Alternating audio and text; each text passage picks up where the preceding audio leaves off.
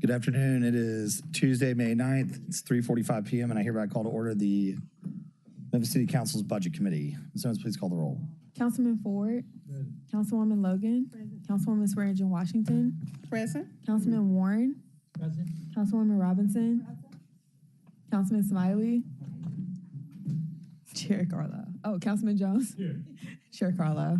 Chair's here. The chair observes a quorum. Colleagues, we have a few things on today, but the bulk of the work is Public Works. We've got general fund operating, CIP, and then we've got the utilities, if I said that right. Did I say that right, Robert? Director Connect? All right. Take it away whenever you're ready.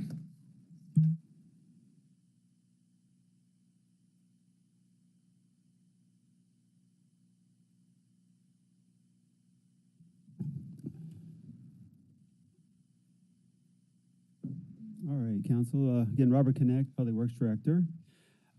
As the Chair alluded to, I'll be starting off with our general fund operating budget. Then I'll do the general fund CIP, if that's the will, followed by my two utilities. So the first slide is obviously the overview of Public Works. The organizational chart describes how the Public Works general fund is broken up into two main departments, maintenance and neighborhood improvement.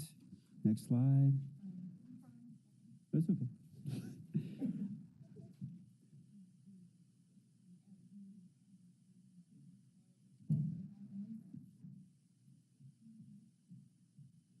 Perfectly fine.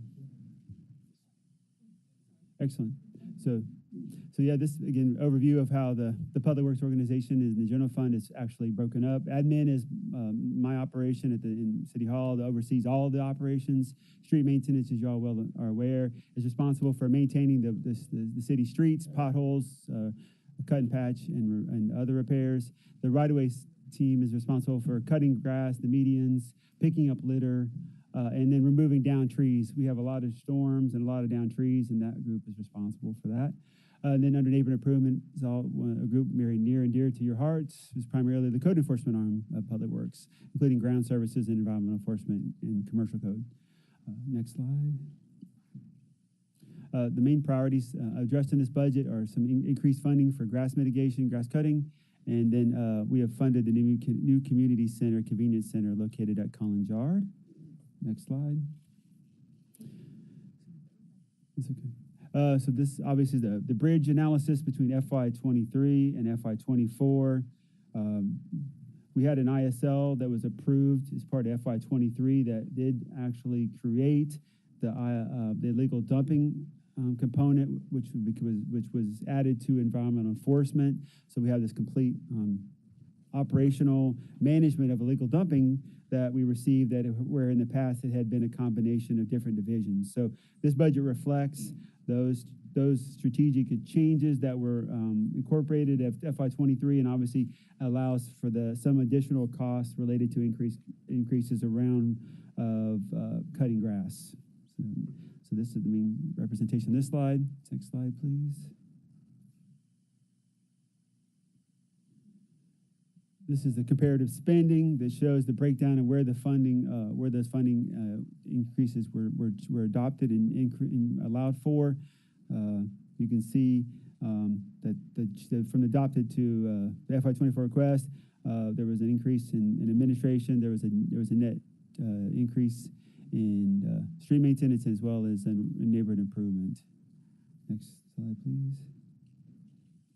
This is obviously your discussion of year-over-year changes in expenditures.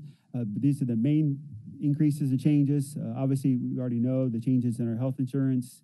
We have made allowances for potential raises. Then we have other various changes in personnel that are under $70,000. In M&S, the main changes were city shop fuel. That's been affected. All divisions have been affected by that. Miscellaneous professional services, which again is adjustments for grass cutting. And then there's some negative adjustments, both in equipment, capital outlay, and some various lines that were 10 lines under $55,000. The adopted revenues bridge. This slide represents the different forms of revenue we take in. Local taxes are liens that we place on properties associated with either grass mitigation, board and secure, or demolitions. Fines and fees and forfeitures, that's something we've been obviously working on. The current one is the vacant property registry fee system. We've been looking at adding to that over the next few years with the changes that we implemented with the IMPC and the council's approval. Other revenues, we actually have an agreement with a company called Peachtree Recovery Services where they go after, or they approach insurance companies whenever somebody hits guardrails or other public infrastructure that they have damaged. We have the right to recoup that. So we have an agreement with this company. They go out and they recoup costs from those insurance agencies utilizing the police reports. And it's been a very good opportunity for us to offset our damages that are done by private property to city-owned assets. Our anti-neglect enforcement program is, again, it's a newer program. We're still trying to get that up and going fully. And then a utility warrant program. That is the HomeServe agreement.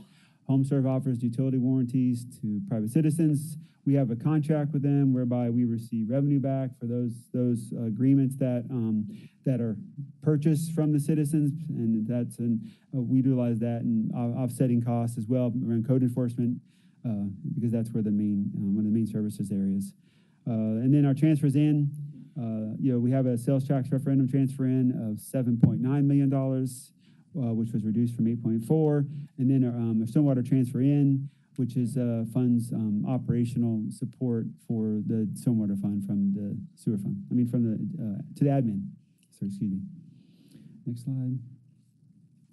Again, the change in revenues is what I mentioned. There was a $500,000 reduction from the sales tax referendum from 2019, and let's see, going down to slide 14 is our authorized complement. Currently in Public Works, we have about 29 vacancies. The predominant number of those are in street maintenance, and then followed by neighborhood improvement.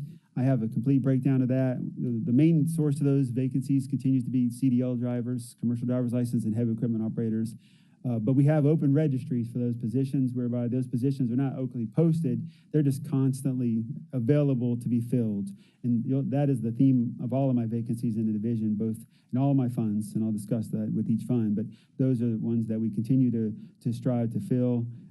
I have a list of positions that are over 1 year. I only have, I think, 21 that are greater than 1 year of all my total vacancies, not just in general fund. So I have more details on that. Moving down to the major M&S. So our major costs for us are obviously related to grass cutting, demolitions, and board and secure. So that miscellaneous professional services, which we have more detail on, is predominantly through those services, contracted services. Asphalt products, paving streets, and fixing streets predominantly as a large cost. Cost of asphalt has skyrocketed, which is affecting us all across the board with paving and repairs, but just as an analysis of what we actually utilize for our street maintenance for asphalt products. Demolitions, as I mentioned, which is a major cost, and we spend that money in demolishing privately owned properties, and then obviously going down in various graduations, you'll see are down to where the last line is 21 items that are under $100,000 for a total of 589. And then you'll see we do have an expense recovery. So what does that mean? Every year, as part of the budget process, once the final capital budget is approved, because street maintenance does paving streets, we can recoup a cost allocation. We recover $6.5 million from the CIP budget for paving to go into in-house paving, and that is an allowed expense under the capital budget. Slide 17 is that detailed analysis of funding, where you break down in grass mitigation, and our RCI, who does they do the city right-of-way cutting, but in our grass mitigation is predominantly MWBE. It's a 100% actually MWBE program. And then some other aspects. The next slide. We don't have any leases. This is the Public Works total MW utilization. So this is broken out in two different ways. You have what we track internally, which is the first column of it where it shows you 18.69% certified by OBDC. However, we have two major programs, our SARP 10 program and our MSQ2 program, which also have certified, non-certified spend. And when you add all that together, our number is up actually 38.3 million or 36% total spend, which is I think really something we're always proud of. We really worked hard on those numbers. And that is it for the general fund operating budget presentation. In your encumbrance roll forward for, I guess you're going 22 to 23, you're rolling forward about $2 million. If maybe I'm reading this slide wrong. What's the plan this year? How much do you expect to roll forward from 23 to 24? So most of our carry forward happens in those contracted lines where we either have services related to buying materials for asphalt paving. So that's usually a large purchase and carryover. We try to minimize that, but paving is always peaked right in the middle of our budget change. And then grass mitigation is the same way. We're actively cutting grass. So we have we generally fund those contracts and carry those over and then refund them as we get into the new fiscal year. So most of it's grass mitigation and paving related. But how much do you plan to carry forward? Oh, all of that, sir. Or majority of it. We've got demolitions too as well. So I just want to make sure I understand. You've got the carry forward. Or is this carry forward from 23 to 24, or was that for 22 to 23? So what is even carried? What do you anticipate being carried forward? So you're saying you right now anticipate carrying forward 8, 9, 10, 12, $13 million? No. Okay. No. What do you anticipate carrying forward from 23 to 24? I'm sorry, I thought we were talking 23, 24. Yeah. Sorry. It's a clarification. So usually we only carry from what we have established as need from 23 to 24. Historical 22 to 23 carryovers. If they're not something that's under contract, then those will be, those encumbrances will be, unencumbered, and those funds won't be utilized. So we only usually encumber for those things that I mentioned in 23 that will actually need to carry us over into 24, and that's usually for those paving and grass cutting operations. So it's usually it's usually about $1 million, a little bit over $1 million and a half dollars, maybe $2 million. It varies based on what we have actually. So to clarify, just so I say this so I understand it, because you clearly know what you're talking about. Maybe I'm not asking the question right. So from fiscal year 22 to fiscal year 23, your M&S expense carry forward was $2.3 million. I say that right? Yes. And you anticipate carrying forward from 23 to 24 around $1 million too? Roughly $1 million to $2 million typically. And that's typically average. That's typically par for that's what I was asking. Okay. All right. And then can you talk a little bit about the neighborhood on your authorized complement? Can you talk a little bit about the neighborhood improvement positions? I know you talked about that in your structural chart, but if you just go into a little bit more detail about what those positions kind of are and do. Yes, sir. So the current vacancy structure for, let's see, neighborhood improvements. So let's see, this is by, so I have like 3 code enforcement inspector vacancies, which we posted. I have a crew chief and a specialist in ground services. Those are just for field operations. And I have one in Memphis City Beautiful that we're trying to get filled as a program coordinator. In environmental enforcement, I have 4. I have an equipment operator, a heavy equipment operator, and a foreman, and 2 foreman positions. Let's see. And the rest are in street maintenance. So so that's the general breakdown of positions. Okay. It's a little bit of everything in terms of operations. I guess my question is just looking at it, and maybe this is what you just said has been updated since, but you're missing 10% of your neighborhood improvement workforce, roughly. I mean, it's a little less than that, but you've only got 2 vacant positions posted.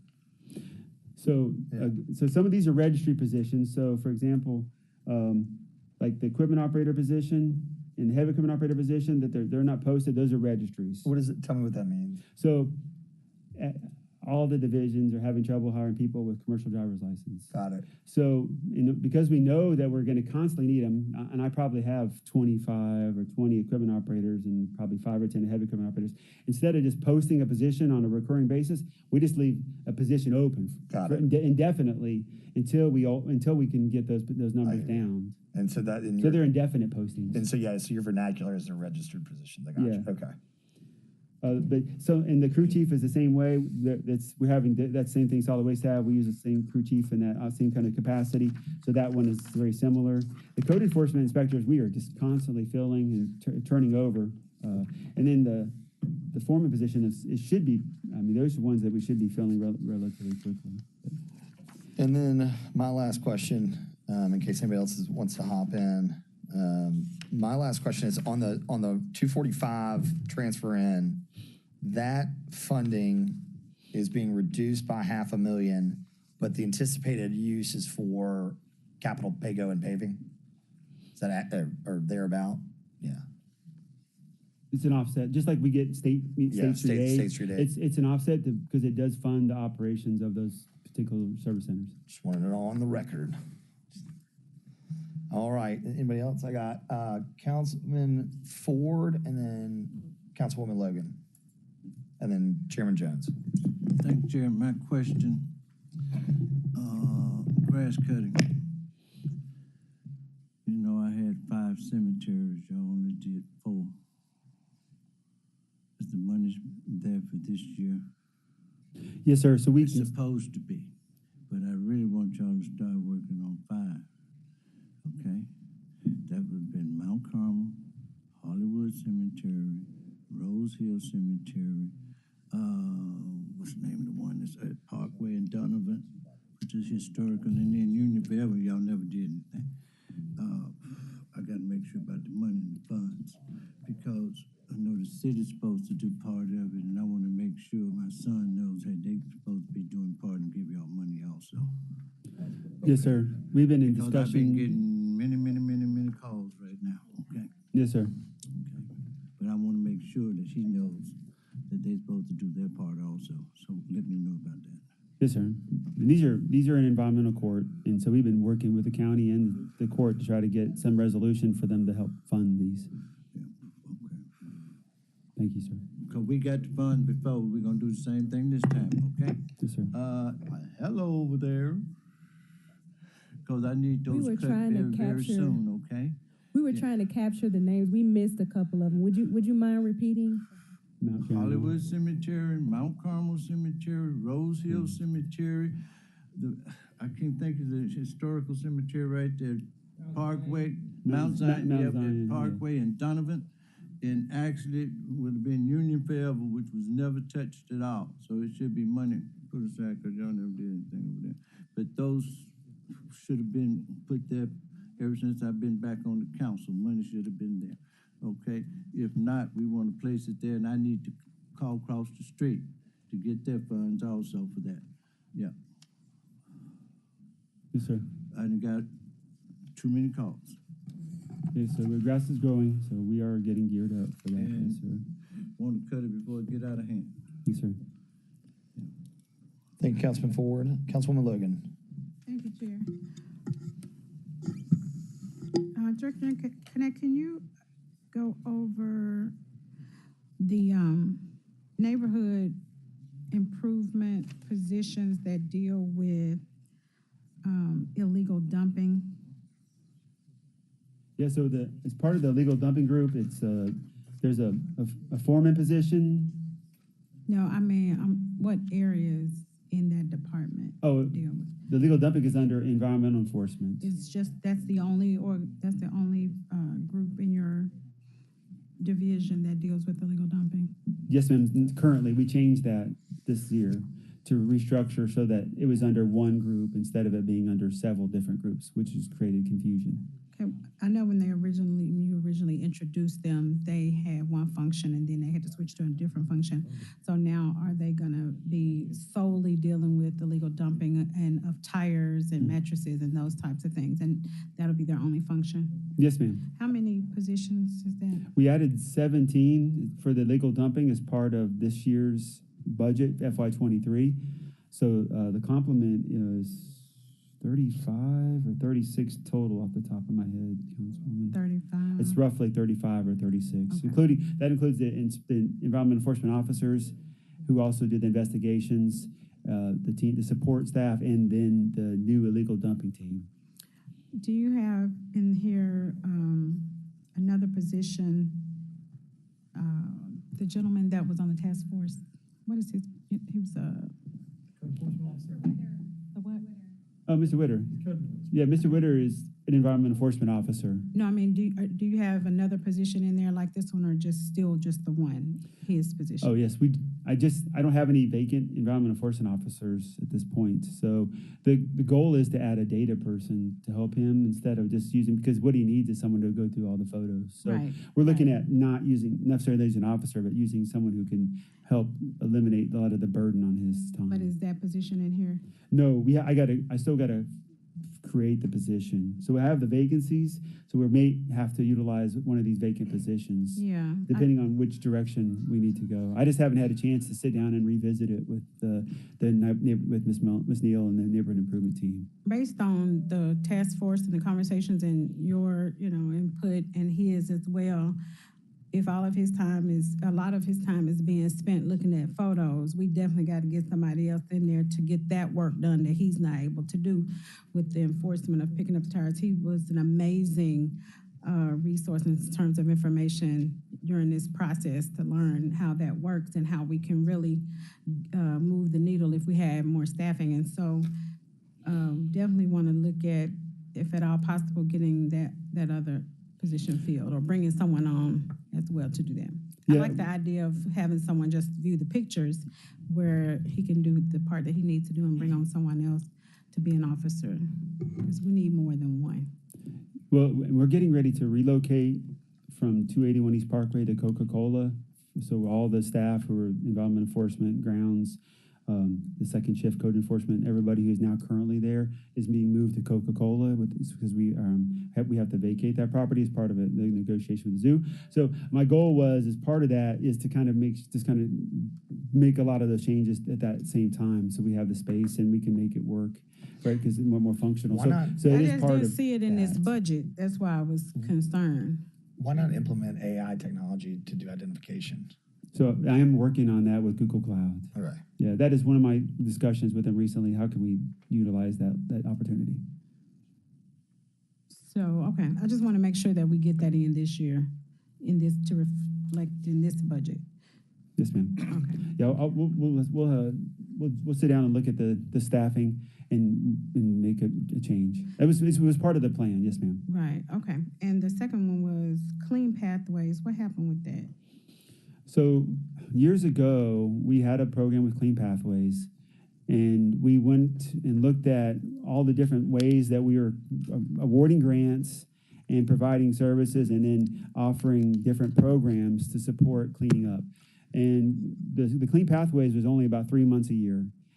What we found out was that we had been getting really good results with the Work Local program, with the Hospitality Hub, where they were used only year-round cleanups instead of 3 months a year. And that program we were able to secure that program as one that the city had actually created. We wanted to make that program successful, so we basically allocated the grant money to a year-round cleanup program with the Work Local. We're utilizing the homeless to clean up blight and litter citywide, and that's year-round versus 3 months a year. And we got the same benefits, if not better benefits, with this for the same amount of funding. So Clean Pathways, did they serve the same function as Work Local? Didn't they have two different functions, or? No, it was the same. The only difference was they were cleaning up around 2-block radius around schools. Schools, right. Yes, ma'am, but they were cleaning up litter and blight. And like I said, we wanted to do a more broad cleanup citywide. So because we kind of reevaluated Clean Pathways and felt like the Work Local program had better success and it was more citywide opportunity versus just around schools. And then we still do the same thing basically, but we're just working citywide. So are they around the schools? And my understanding was the pathway to the schools, which a lot of children have to walk in the street because there's no sidewalk, and they used to keep all that area clean. I know in my district we did a cleanup, and in one of the schools, the entire street was littered with poison ivy, and so having to walk, little elementary kids having to walk down the street that was lined with poison ivy, things like that, I think, and it was overgrown. So areas around the school that's in the city, I think that was a great, opportunity for us to do our part in helping the school children, the school age kids, and to just totally stop that is concerning. Well, there was no way to do it year rounds. We could only do it for several months, and so given that the cost and then the other outcomes we were getting, there had to be a decision made. So Work Local, they're doing that. They took that on. Well, they're doing everything that we ask of them within regards to cutting back. Now they're mostly working like in alleys, and they're also working in other city right-of-ways. So, I mean, they do help us when we need to work in a certain area. We're not designating schools specifically. We're working on complaints that we receive from the public. I'll talk with you offline about that and look at that, because it appears that when you close that down, that function is no longer being served. So they may have so much other stuff to do that they don't get to that portion of it with the school. So I'll just schedule to get with you. Yes, ma'am. One-on-one before budget season ends. Thanks. I yield back, Chair. Thank you, Councilwoman. Chairman Jones, Councilwoman Johnson, and Councilman Ford. Thank you, Mr. Chairman. Mr. Connect, you made a statement that of many things you have more details about. When can we get that? There was a general statement, but I think the most important time for us to have that information is now during budget. So do you plan to bring that back during this budget session? Can we specify the subject again? Just during your comments, you said, well, I have many details about stuff, many things I'm you sorry. have details about.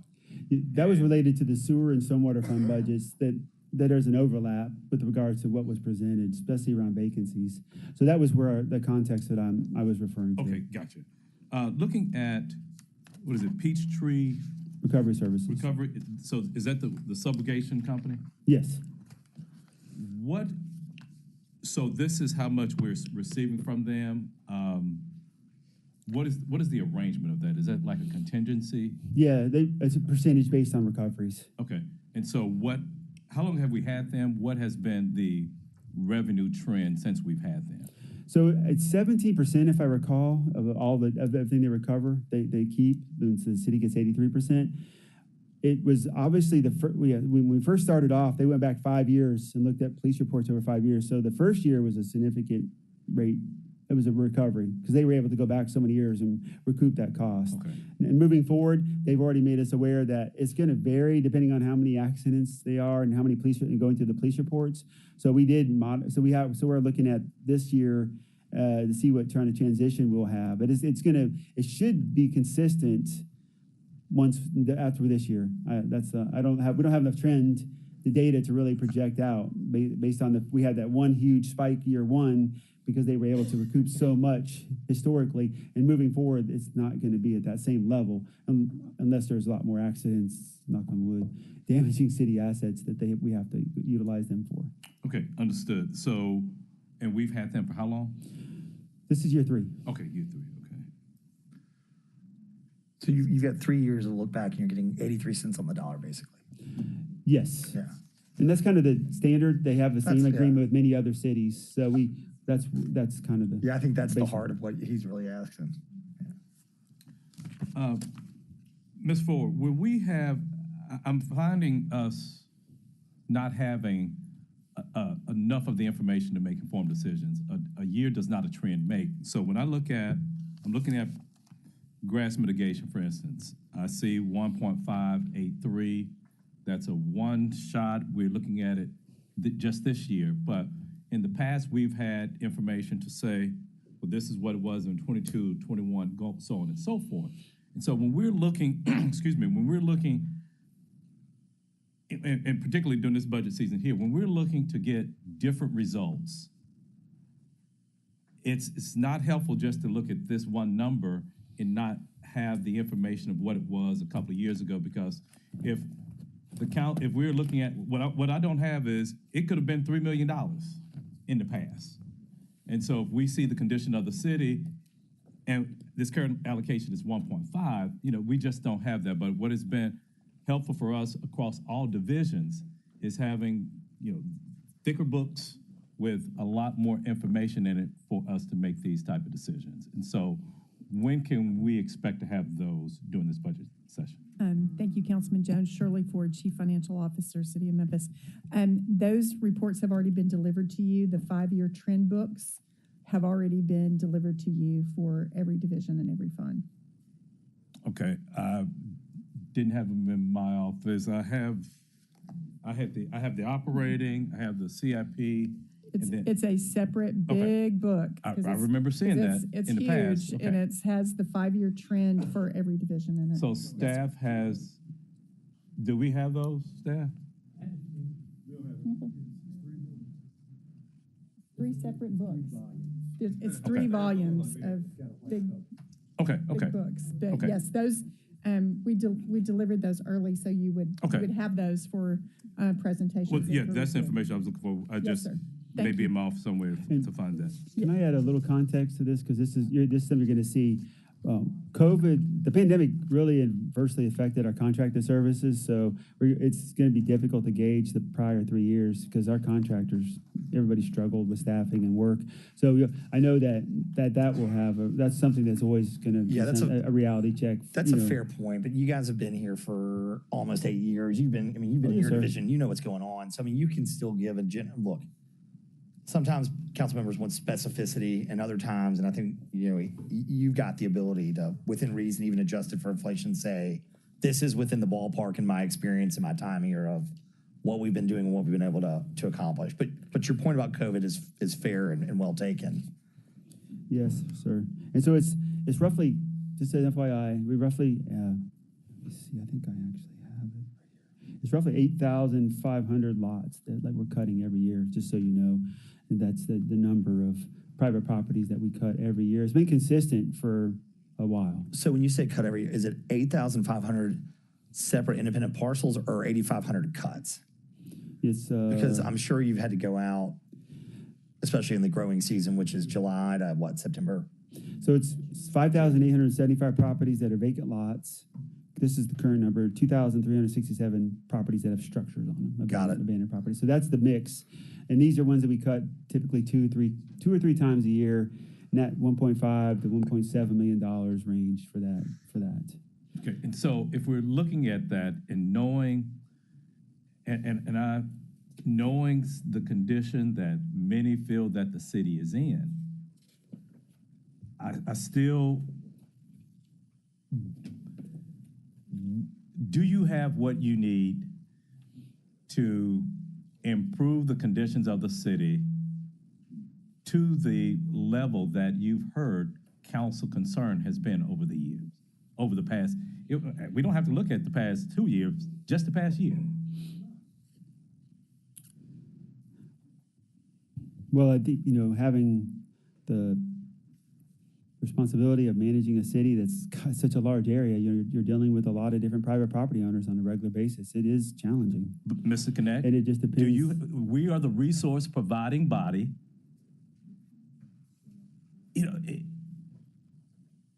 Looking at the condition of the city, I don't know how much to give you, but looking at the condition of the city, I think that to the person that you ask, and I'm not saying that it's going to be one fell swoop, we give you X amount of millions of dollars, but just on a consistent basis, and I guess I'm gonna have to say this, every day that we're in budget, I don't see in this budget how we are going to the level for us to have different results here in our city. I don't see it in here. And so if 8,500, you've given us 8,500.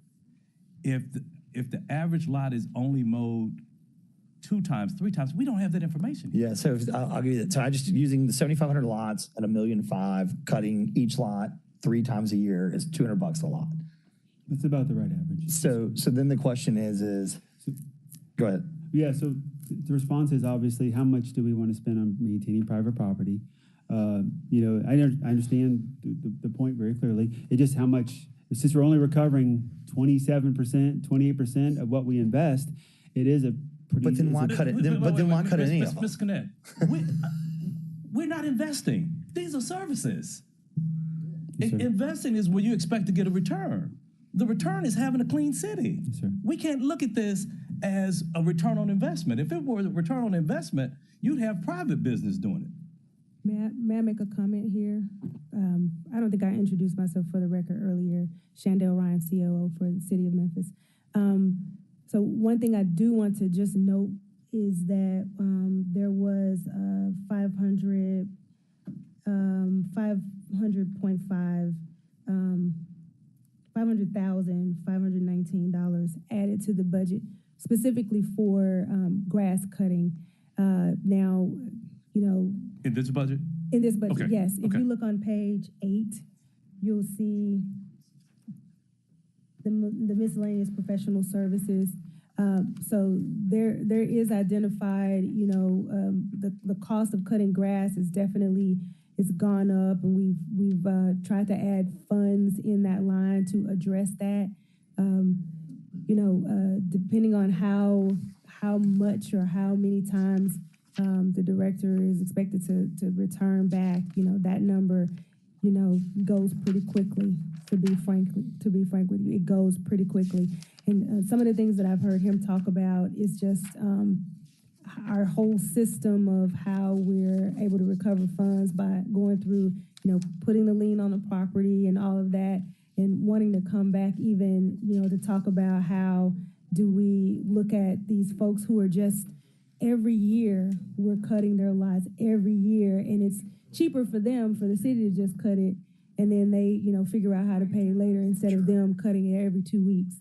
So we find ourselves in a situation where we couldn't cut it enough, just to be honest with you. We couldn't cut it enough because they're not coming to take care of their yards. And our ordinance, our hands are tied a little bit because of some of the state constitution, that says the $50 and then the cost. So those are just some of the challenges that we're faced with that. Thank you. Thank you, Ms. Ryan. Thank you, Mr. Chair. Thank you. The only thing I would say to that is I hear you, but if those are for contract charges, it's because the cost of the contract's going up to meet the cost of fuel. So if we're spending $3 million a year in contracts last year for grass cutting, and the cost of fuel's gone up 8%, 9%, we basically just picked up contracting fuel. So we didn't actually add any extra cuts. We just picked up what we're going to be passed through to. Now, that's not apples to apples. It's probably $100,000 here or there. But if you wanted to service, Director Connect brings up a fair point. It's kind of like it's just kind of like the war on drugs in the sense that you're just constantly trying to battle something that has a constant flow to it, right? Yeah. Grass constantly grows, constantly grows, constantly grows. What no municipality has solved for, but Memphis is plagued the most by, is how do you determine whose lot and when and how you're going to cut it. And it's really honestly just whoever picks the phone up and complains about it the most, eventually you get out and cut it. And so it's not really, it's like a hodgepodge mix of this is how we're going to cut it. I should know this, but I don't know off the top of my head what would be considered how many vacant lots in the city there are. 7,500 is a number. 7,500 is a number. That could be more. You're just saying that's the average we service. And it's like, okay, how many vacant lots? They need to be cared for. Those structures need to be torn down. They got to get through environmental court, all that stuff. But again, eventually somebody has to take responsibility for the lot at some point. And if nobody does, then as crappy as it is, the government's got to do it. Well, this is private property. The land bank obviously has the Shelby County, and there's a lot of other entities involved in this discussion. We start talking about vacant lots. In my opinion, but it's semantics because most of the private property you're cutting is I mean, no one knows where the property owner is. You're hoping that the neighborhood preservation group gets to it, that they serve notice, they can get clean title, that they can free it up. I mean, or it's an out-of-town investor, it's not, or it's somebody that doesn't have the financial means and it just hasn't been gone to the land bank. I mean, there was a property downtown that hadn't paid taxes in 12 years and never made it to a tax sale. Like, it got bought in a private purchase by our company. Like, 12 years, never went to a tax sale. So I guess my point is it's more of a general problem. We set money aside, but we're really saying we're spending a couple $1 million to do this, but we know it's not making a meaningful impact because we don't really have a program. And this isn't an administration problem. This is, like I said, no one has solved for this. How do you tell the public you're going to spend $5 million a year taking care of people's private property without a plan to say that this is the benefit to the neighborhood, and no one really wants to tackle it? And so this is what happens. It's the can kind of gets kicked down the road. You say, well, we spend $1.2 million doing private property, we get 17 or 27 cents back, and this is just kind of how we've always done it. And that's kind of what I'm hearing. And again, I'm not pointing the finger at anybody. That's just how it means, kind of what it is. And you said it, we got 300 square miles. So the question, again, comes down to, do you up the cutting cycles on the most egregious offenders or areas that are more likely to have growing issues, or do you expand the program to try and capture more lots, or do you try and say, we're going to focus on these areas in this time period because it coincides with a CDC that's trying to make a push to clean up the neighborhood? So it could be the fact that one year you focus on Fraser, Klondike, Smoky City because there's a group that's trying to enhance the property. They need demonstration blocks. I don't know, but what I'm basically hearing, and I'll be quiet because there's other council members that are in the queue, is this is how many we cut a year, this is how much it costs, and we kind of do it by complaint, but it just kind of is what it is. Anyway, Councilwoman Johnson, the floor is yours. Thank you, Chair. Maybe you can answer this. Why do we keep on cutting the same lots? Why don't we have a law or some legislation passed that if they don't pay for the property to be cut, it goes directly into a tax sale? Why are we continuous? Is there a legal issue here? Vested rights, because even private property owners are afforded due process. I got that, but only for so long. Right. This So goes back to Dandridge's court. I mean, I don't know if it goes back to Dangerous Court if they owe taxes. Well, it does get a little more complicated Yeah. because it does fall under the trustee to some degree, And so obviously there's a whole different discussion about how the selection goes. It is valid That's that, what I'm we do keep a track of, like, I have 1,405 properties that over the last 5 years, we placed liens on regularly. So we do have information, but we just can't get the buy-in all the time we need to really tackle the egregious properties who And Cheyenne, don't want to pay liens. the other problem is even if it goes into a tax sale and it actually makes it there, a lot of times the back due taxes and or liens placed on the property far outweigh the equity value of what its inherent worth is, and they're required under state law to clear those off the books. And it was cleared, go through the tax process. No, but Get it cleared and then put them up for sale. But this is what I'm saying. That was part of BAM. That was kind of the idea. Right, but we're having issues, but we can have our own tax sale. We don't have to wait on the Shelby County to have tax sales. We can have our own tax sales and proceed with this. For us, it's back to a comment we always said, we're doing the same thing over and over again. It's a lot of people would like for their land, that our lawns to be paid for by the city, but that's not right for us to constantly pay for this cutting of the lawn for these private property owners. It's just not right. And we need to do something, whatever it takes. Let's hire some attorneys who knows what to do and get it done, because we're just losing money. Don't tell me what can't be done. It's amazing what can be done sometimes when you think it can't be done. But I understand there's some legal ramifications, but that's why attorneys exist. Let's give some money. They created the problem. Right, exactly. So let's put money in the legal department and find out how we're going to stop cutting grass for these private owners, and they continue to get away with it.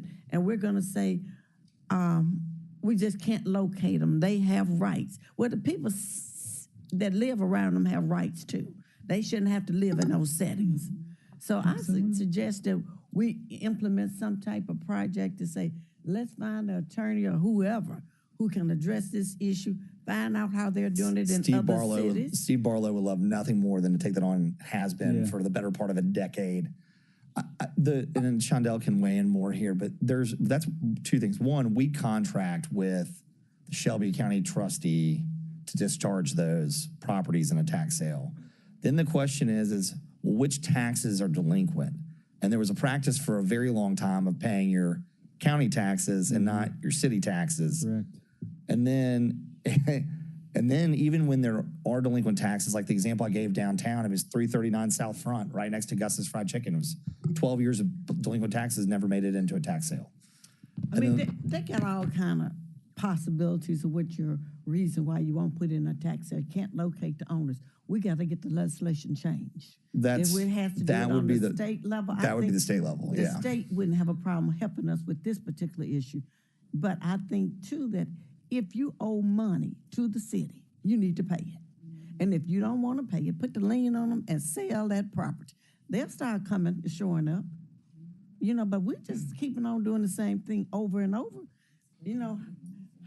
Let's hire an attorney or somebody who can do that review and figure out how we can get past cutting private property. We got enough city-owned property, the parks, and that needs to get cut all the time. This is just will you touch on BAM real quick? Well, and let me add to this. Again, we finally have some really wonderful analytical tools. That's what I'm looking at now.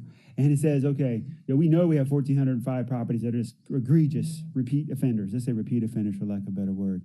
Let's start doing some detailed, and I think Chief Ryan and I talked about this. What's our strategy then to go after these ones more intentionally? Because we now we know who are these owners and what is the best mechanism. Now, if they're out of state, the corporation's out of state, which I can tell you how many of those are. That's different than a private owner is out of state. So there's going to be different ways to tackle it. State.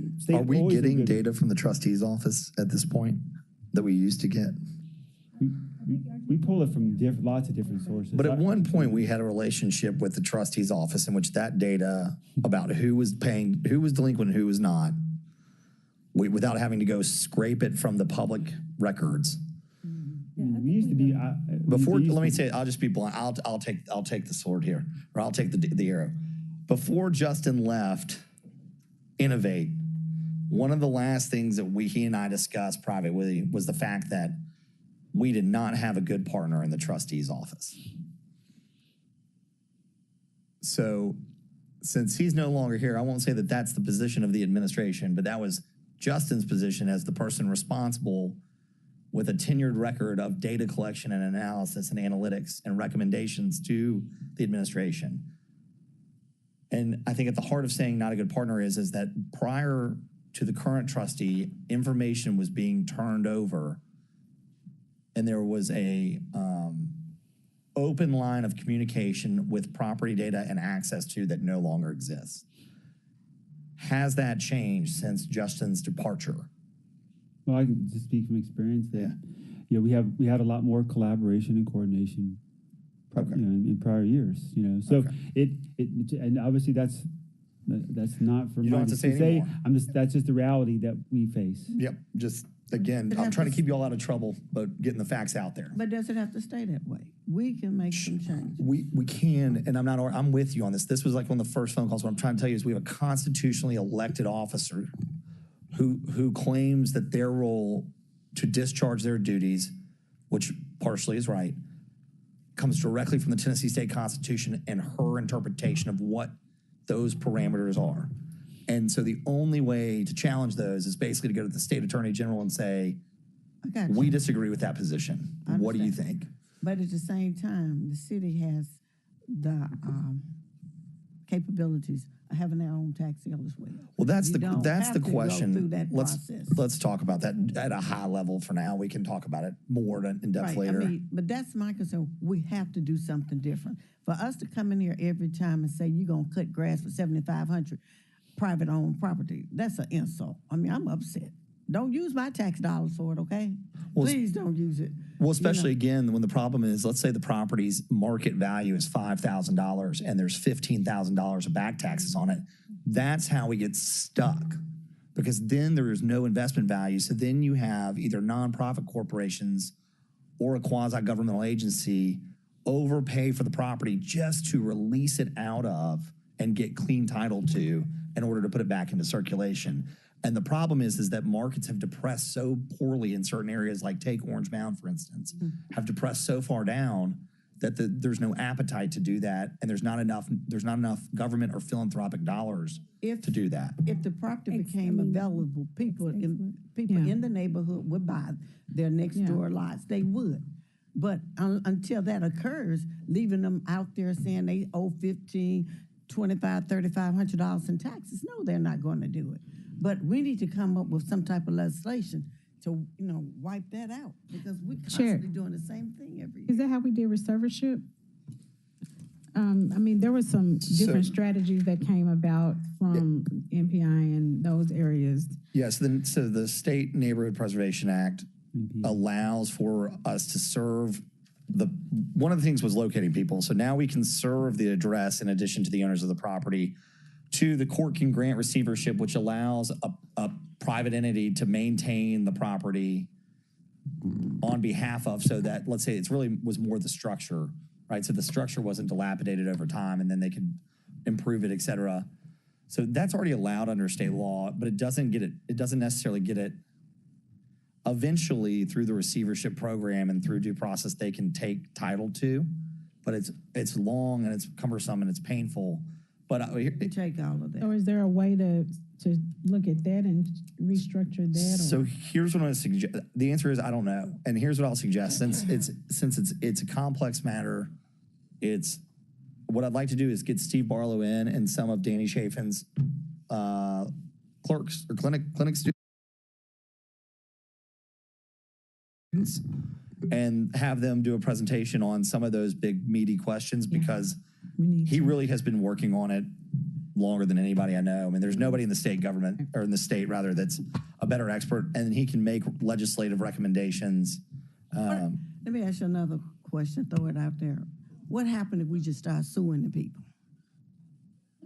I think we are. They're in. Just start suing them, and that's another way to get around. Well, that's what Steve's doing. Well, in they're NPA back in cases, Judge yes. Danger's court. There's a That's suit what filed suing against was the property, not the owner. That was the change. That was in the big law. change. There used to be the owner, but then that was a problem, so then they changed it. So you're suing the property itself. So it's held in what's the term, in DM or something. But then with regards to like the ones we're talking about, that not NPA cases, the law allows us to place a lien. That's the extent of what we're allowed to do under the ordinances. Well, I think we need to Steve. So I want to respond to a couple of things. So I think Councilman Carlisle just described everything perfectly. I think as an entity, we do have some rights to do our own tax sale, and part of what we had done was to bring BAM on board to help us, because with them, right, it's a new lane. BAM does exist. It's just under a different name. So there is. So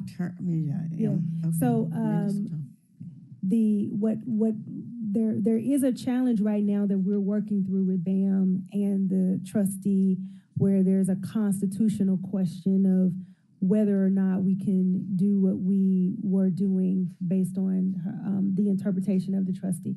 So we're working through that, so I don't have a final answer for you here. I just wanted to give you that context. But your frustration, I share. We've just talked, Director Connect and I, just about, what do we do with these nuisance, with these properties that are just constantly in the pipeline, and we don't have an answer yet, but we're definitely looking at it. Well, I think we're talking about chronic nuisance. We do have the right, so we are looking at, can we declare them a chronic nuisance, and then try to utilize that tool. We're gonna have to try everything, because those are the same properties that's creating all the problem in the city, and we're allowing it to continue to take place. if the private owners come in, you know, and we get to sell the property to private owners is what I'm saying, and get them back on the road, somebody paying taxes, I'm sure they'll keep up with them. But this trash has to be picked up by whatever means possible. We've talked about this. So let me ask you about your program in regards to that equipment. Did the equipment ever come in for your 17 people you said now? It's coming in now. And It's coming in that now. we rented some equipment because it was such a long lead time. So we did rent some equipment just out of necessity. But the other stuff it's slowly working its way in. We should have I keep getting an update. It's like any day, reactively. Okay, yeah. you had Collins yard with trash. Okay, where are the other ones coming this year and when? So I had the opportunity to create the one at Collins right now. That's where I'm looking at options in the future. Are people using it? So yes, ma'am, we got 1,031 loads so far this year in 18 weeks, 3,137 tires, and then some other materials that we're classifying like metal as recyclable material. So we're getting a lot of participation. We're averaging, it goes up and down depending on the weather, 50 to 60 residents coming every weekend. Okay, so we need those sites ASAP. Put some down there by Mississippi so when they start coming in, drop it off in the cot rather than dropping it off in our backyards. I'm serious about this. I mean, I get so many phone calls about people complaining about the trash, and it's a lot of innocent people who are just having to deal with it. What are we going to do? Well, I am planning to do another round of remember the dumpster days that we did this last year? I want to do another round of dumpster day events in partnership with each of you and each of the districts. And that we had some really good participation. So I'll do that in partnership with Solid Waste, and then sponsor those. But still identifying the property and developing it. We're going to continue to look for that and bring back recommendations as we move to the fiscal year. Go talk to IP if you don't mind, and I'm happy to make some phone calls too, but go find some corporate sponsors to participate. Everybody's always looking for a service project, but sponsoring a dumpster day dumpster sounds like a good idea for a paper company for me. But but like I said, we need it. We don't need it every now and then. We almost need this at least every other week. And I know it'd probably be manpower and everything else to make that happen. But we definitely need to be out there every week providing an opportunity for a place to drop the trash out.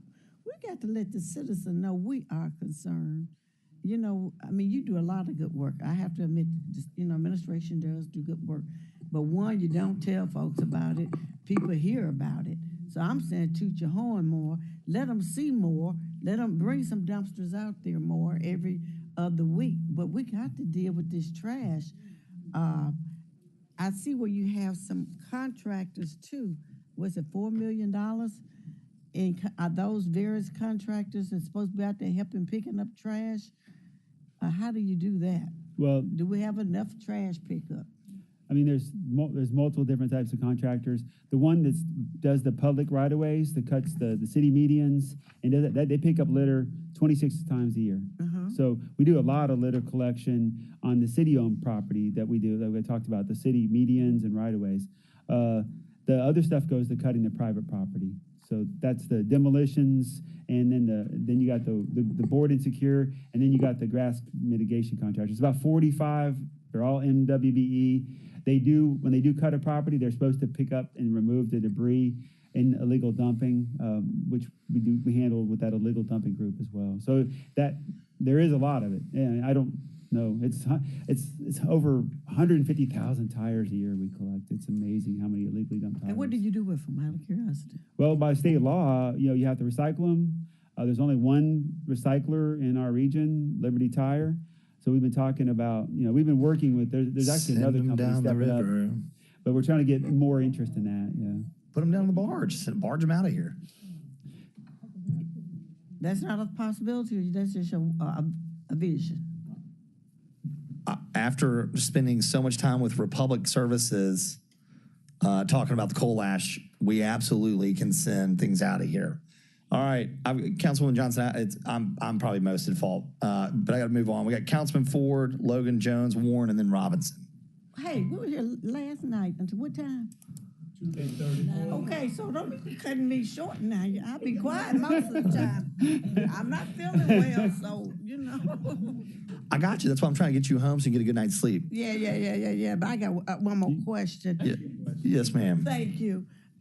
In regards to all the supplies you order, who do you order these supplies from? I was trying to go back through here. I was looked like I saw $11 million supply number. I flipped back over to it, but anyway. Okay. Oh, for M&S or total M&S, ma'am? Yes, ma'am. That's total. That's everything. Okay, where do you buy those from? I mean, Oh wow, that's a laundry list of different things that support a whole division. I mean, most of it's Shelby County. Okay, I think you that do? we've identified like 98% of what we spend is done Very within good. Shelby County. Okay. So that's something to be proud of. And then we are, like I said, 38% with our MW very good. spend. Let me ask you this too. Gosh, I may not ask because it left me. I was just back to where, the contracts, all your contracts that you have, are they out there on the website that anybody can see who all you have contracts with in a given year? That's a good question. I believe so. I don't remember exactly, but there is a website where you can pull every active contract by the city of Memphis. Yes, ma'am. Okay, so I just want to be able to read up on some contracts to find out exactly what they're doing and make sure they're doing what I think they should be doing. I thank you.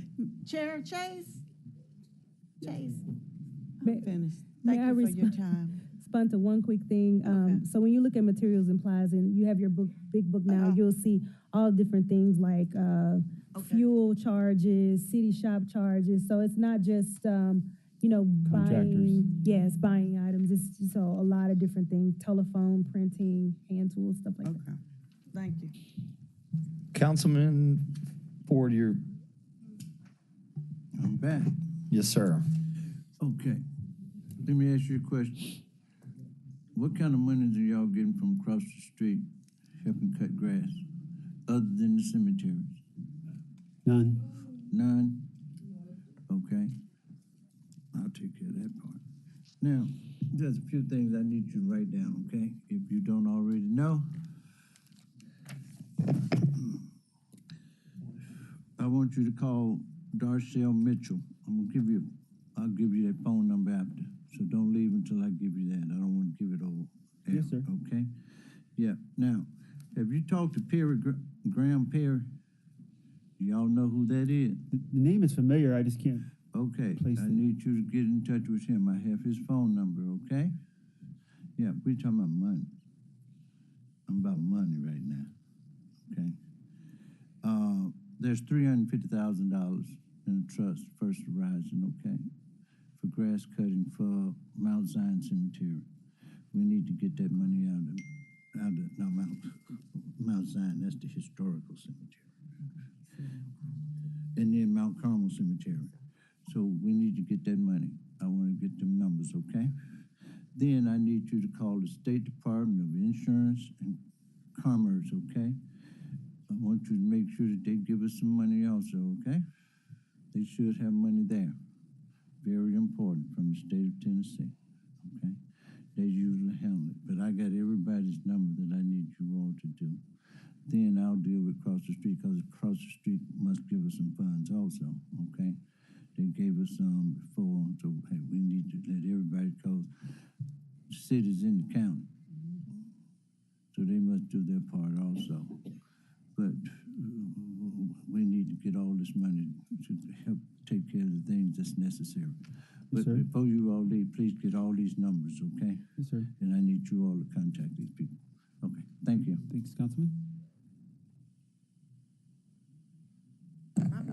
I got Logan, Jones, Warren, and then Robinson. I'll be quick. Thank you, Chair. We had, in the task force, one of the recommendations was for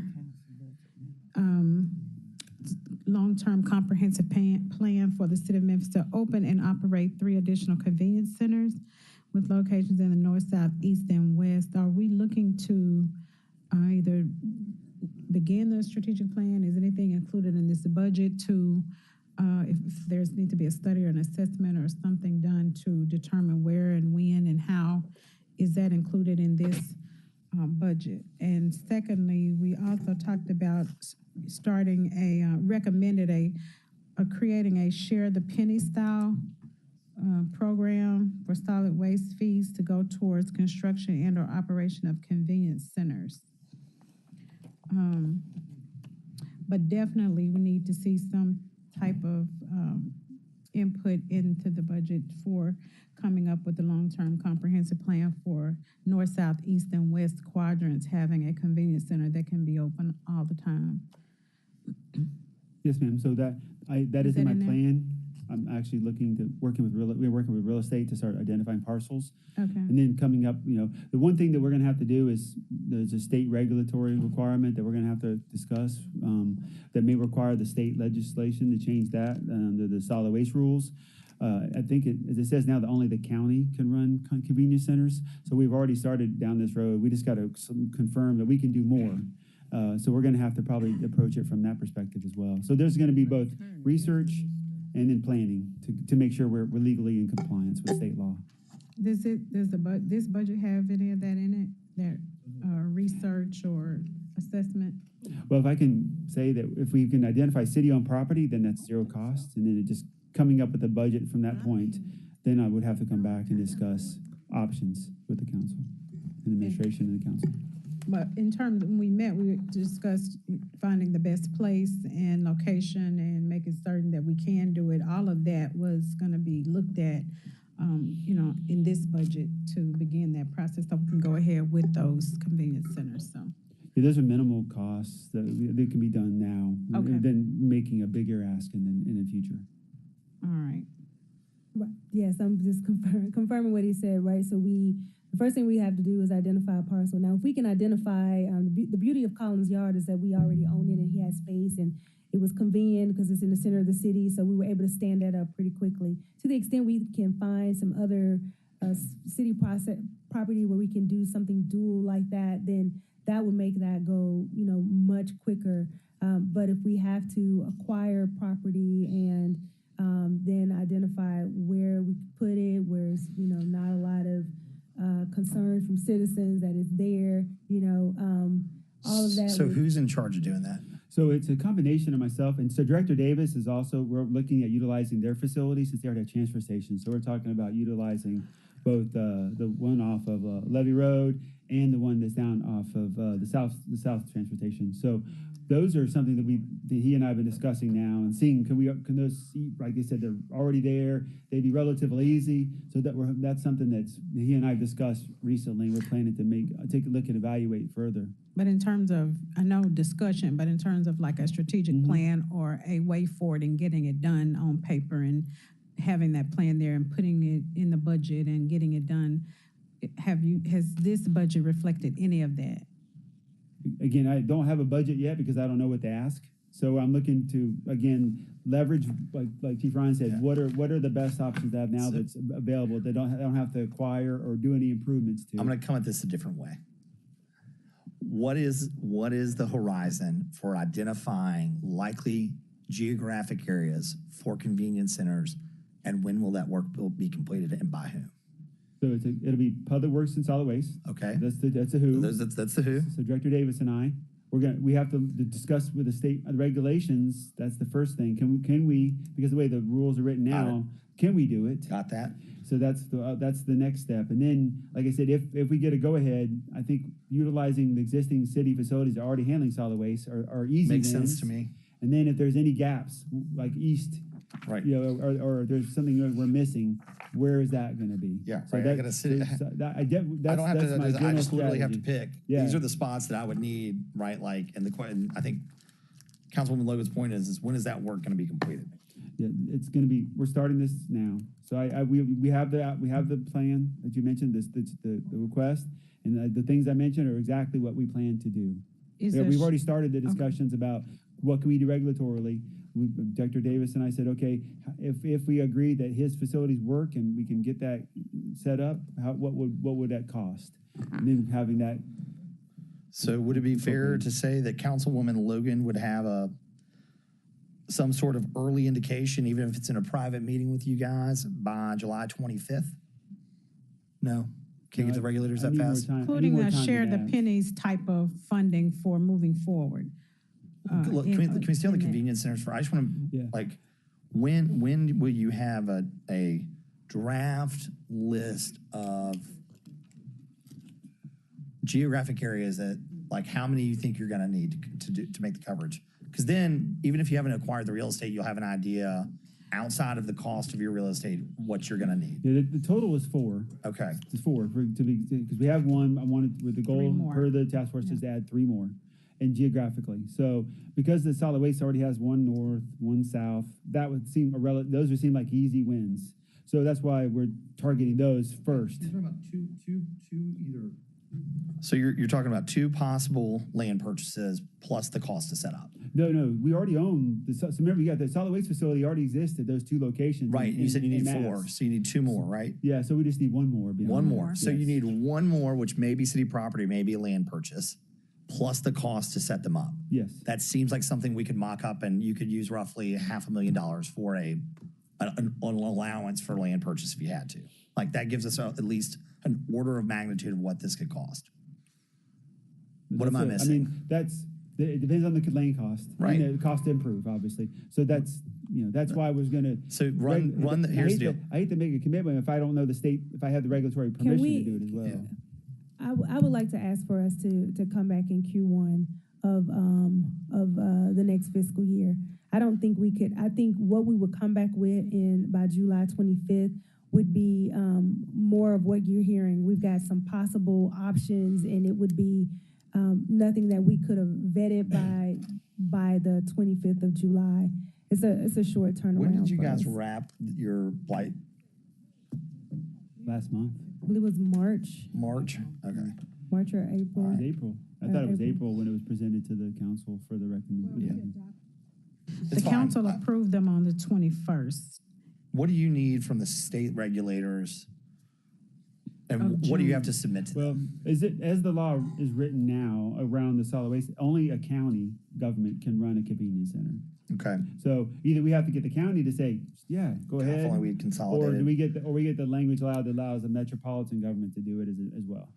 Or a municipality. Right, metropolitan, which would be a consolidated government. I just want to say that again. Sorry, I meant municipality. So it doesn't sound like there's a way around it right now without a change in state law, correct? Generally speaking, I don't want to put you on the record, I guess, necessarily. Or a concurrence from the county that they would let us subrogate to us. So if Councilman Ford were to talk to Commissioner Ford Jr. as that as a possibility, that is a path forward? That's one possibility. All right. Well, yeah, well, my point is that it sounds like the fastest path forward, Councilman Logan, is to get the commission to vote to allow us to do that. All right. Let's. Also, the last thing was, does this reflect, Memphis City Beautiful needed 50 additional trash receptacles throughout the city for their Adopt a Trash Can program. Is that included in this budget? Before you move on, Chair, sorry. Was that included in this budget?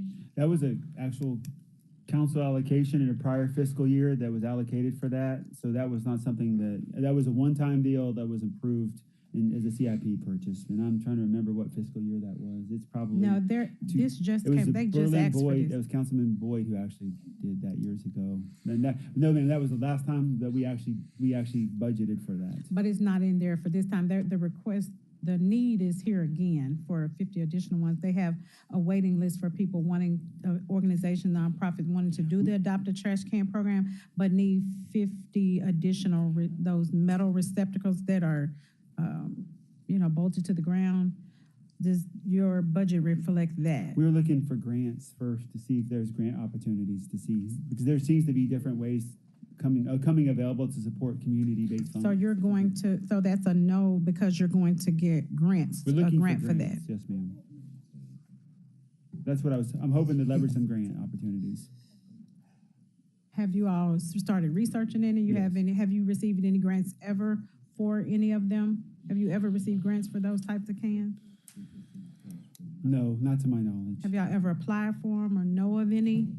Miss White and them have been looking at ones and coming up with what is available now to apply for. We have different entities as well trying to help us identify those Okay. grant opportunities. Well, we need to come Can I back make a before the. note for that to bring back some information about that? Is that, can we bring, Okay. can we bring some Well- information back from, at the next, what's the next one? Is it Well, I would like to Thursday or- put it on the wish list. Yeah, I think Thursday. So we'll put that on the wish list, and give y'all opportunity to come back during this budget time for that. So since the charter prohibits me from directing you to do anything, I'm going to kindly request you take the time to run 2 scenarios that shouldn't take long. One is the stand-up of a convenience center on city-owned property, and one is the stand-up of one on private property that is required to be acquired. And if you need a scenario to model it out, you can use $5 to $8 a square foot for land acquisition costs. And again, we're just trying to get an order of magnitude. And I understand Chief Ryan wanting to come back in Q1, but that means we'll have passed the budget for the year. And the only way to fund that is to go into the unassigned fund balance at that point because we're stuck, versus the council choosing a potentially another option before. But again, that's a request. All right, I've got. No, they've got it written down.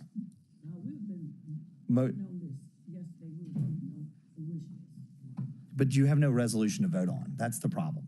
It's the wish list. We wish listed yesterday. Explain the process we've been going through.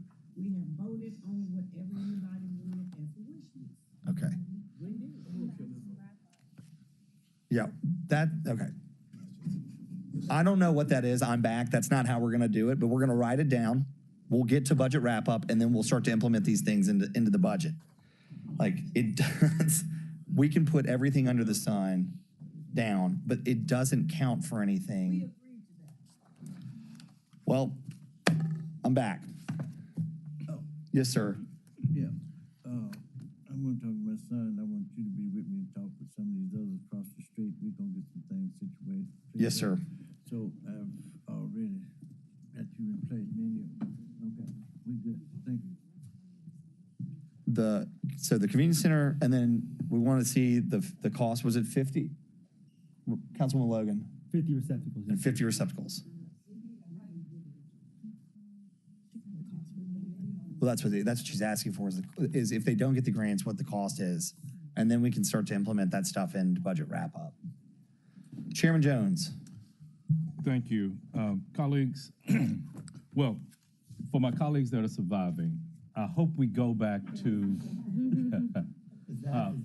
I'm looking at 2019's budget material, and what we had as part of these presentations was also a 5-year look back, but what is proposed for this particular year. It gives us one sheet, I'll let you see it, one sheet for us to look at from a trend standpoint. Now, if you have these books handy, I want you to go to Public Works, if you would.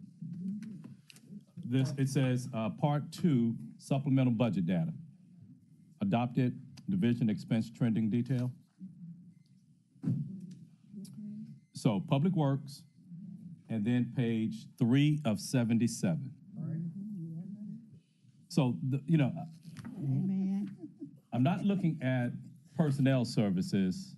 I'm looking at materials and supplies. That's giving us the equipment, the stuff that we need to do our jobs, for the city to do our jobs. Now, if I go back to the operating budget request form that we have for this year, we have a figure of 18, total figure of 18,461. 2024 request. This is on page 7, program comparative spending. So, we do show that we have a $500 million increase, but the contention that I'm making, colleagues, is that in 2019, the amount that we had for total expenditures was $17 million. So on a lot of, on many of these levels, colleagues, and this, we're not taking into account inflation. Well, we have to deal with inflation, which we didn't necessarily have to deal with in 19. The point that I'm making here, we have higher cost of doing things, and in some areas, we are asking for less today than we had in 2019. How can we expect to have different and better outcomes? It defies logic. You know, if I can look at this, also in this book, we can go to Memphis Parks. If you go to Memphis Parks, if you go to, and you know, we talk about things. Let's bring back services. Let's bring back stuff in our communities, in our neighborhoods. We go to, if we go to page 22 of 78, park operations, $3.5 million in 2019. Now, we have to, go to page 23 of 78. That's where we're looking at materials and supplies. So we don't have, you know, we have to go back to the budget reports for parks, but I'm still looking at things from the standpoint, we are making 2019 level investments in 2020, in fiscal year 2024, after COVID, after supply chain issues, after inflation. So that's what I mean, and to say it again, a more ambitious, let's provide more things and services to those that we serve. One of the other things I will point out is that we received these expense reports were printed December of 22. The ones that we had last year were printed March 1st, 2020, March 1st, 20. So it's more informative, the reports that we had last year compared to something at this point that's 5 months old. Thank you, Mr. Chairman. Thank you, Chairman Jones. Chief Ford? I would just add to, I thank you for the comment. We were trying to get it a little more concise for you so you would have the 5-year trends and you could refer to them as you needed them as opposed to having, you know, big presentations every time. That's an easy fix. We can go back to our old way. But I would also just note on, especially Public Works, one of the big expense recoveries that comes into Public Works outside of the asphalt is the state street aid. And the difference between the state street aid in 2019 and the state street aid in 2024 is probably a couple $1 million. I don't have the number right in front of me, but we did see a significant increase in that. So that's a recovery. So it makes your expense, you know, look lower because it's a higher recovery. And that's why on the presentations, you know, we started showing the materials and supplies and personnel kind of so you could see the recovery and the expense and the net of those two. But the one big line down there, the 8.8 million, is state street aid recovery. Yeah, like I said, I'm just looking at things in a general basis as we're making these decisions. Can we have different outcomes if we're spending at 2019 levels? I just say that defies logic. And, you know, we just happen to be talking about Public Works. That's what triggered me today to take a closer look at it, to look at this. So, but if we were to go back and look at any of these divisions, would we see the same thing? Thank you, Mr. Chairman. I think it's a personal vendetta against Robert Connect. Councilwoman Robinson. Okay, thank you. I appreciate all these big, thick books, but will you please take the time and send a staff person to kind of walk me through, because when I'm trying to compare what's here and what's over here, it's not matching. So if you just kind of walk, and other council members probably need that support as well. One, I met several people who work for the Department of Energy, and there are so many grants out there that I was just overwhelmed. Mr. Connect, will you please think about hiring a grant writer, and their only job is to go out there and get those grants for the city of Memphis? We desperately need that support. The city does, but he needed more. I understand what you're saying, but he needs it in his area. And we need to be able to identify when we are purchasing, if you let us know know equipment, if it's energy efficient equipment, so that the consumers, the people who are using it in our community know that we're doing what we're asking them to do. And it was a comment made by Councilwoman Logan about share the pennies. I think the state shut that down. So I don't think we can do it, but we can get our attorney to look at that. I'm almost sure when other cities were trying to do the share the pennies program, Knoxville got to do it. We followed them, and I think they stopped Nashville and they just cut it off, period. Maybe time to look at what can be done similar to that, if anything, or Right. what the options are. Right. Yeah. And I just wanted to make you aware that that was a problem in the state.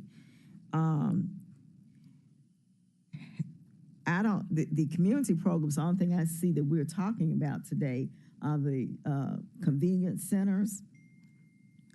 Do we have a plan, or do we know how much it would cost to just clean up Memphis one day? Just 1 week, 1 month, and then it'll give us an idea about what we need moving forward. Do we have that amount? Yeah. If I may, Yeah. we don't have that.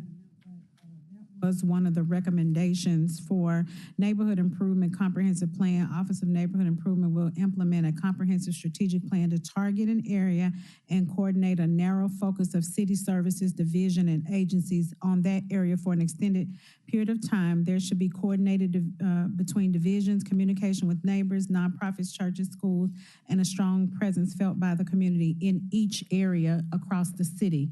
So not just having solid waste pickup, but if you're gonna be perched down on an area or community, all of the services come in and take care of it, whether it's solid waste, picking up side of the road, and all of the other services that address blight and, do it. I think you all had that at one time. What was the name of that program? How much? The district sweeps? That was a part of the recommendation Well, I for think them to come up to see how much that would be. Part of that was doing the cost analysis. Right. Mr. Chair, we need to know what that is. We're trying to make improvements in the city. We're in the budget season. We Yes, can't ma'am. do it without those Right. numbers. Absolutely. And if you just have one agency go in, you won't make a difference because there's so much there that involves everyone, from grounds to, solid waste to everybody. And so that was the recommendation, and I was hoping that it would come back with this budget for a study or some analysis or that information. On this one, in fairness to them, if that was part of our March 21st vote, or April, that's so comprehensive. I'm not sure that there would have been a way for them to put that together that rapidly. But to the point, what would be nice is either. Chair, Yes, ma'am. they had this in place before. Okay. So it's not hard to go back and look at what the costs were when they had because it was an actual way of, or mode of operating, or a model. So just going back to look at that model and bringing it forward should not take a lot. Is it 25 square you're talking about? I think she's talking about 25 Talking about square. 25 square, right? Yeah, I guess that's the name of it. That was the one that was the one that was done 8 years ago. Yes, ma'am. Right. So it's just a targeted demonstration style. But that was just code enforcement. 25 square block. That was a program several years back. I can tell you this. We have started with Innovate Memphis to help us to pull together this information. We've already had discussions with all of the different divisions that would impact something like that, so that we can pull that information back, and then now at this point identify a location to start, just to have a pilot program to see how it works and then see how we can implement it moving forward.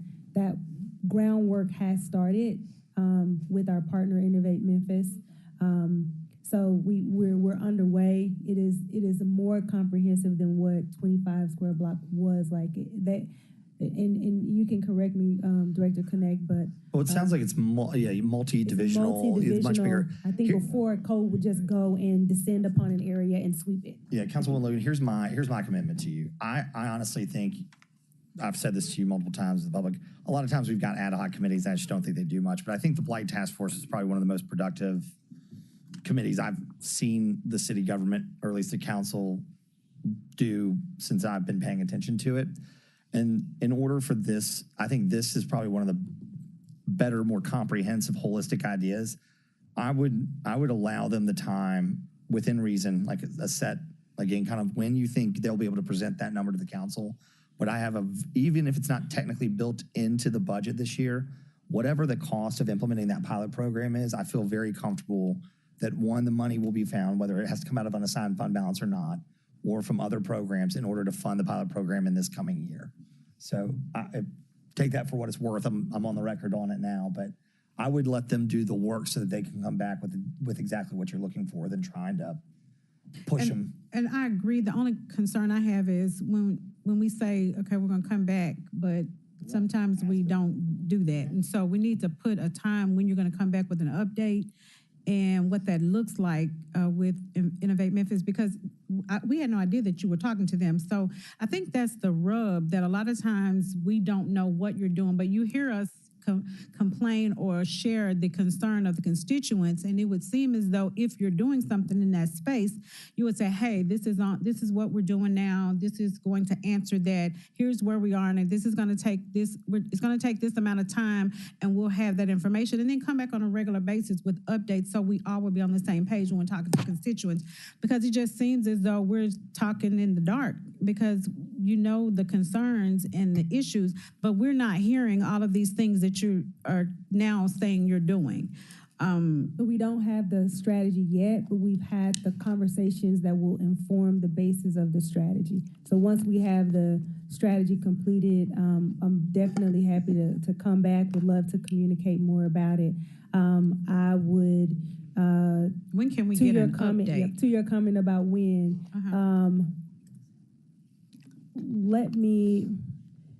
Let me shoot for what is this? Let me shoot for July, or the July month. It's called July 25th. July.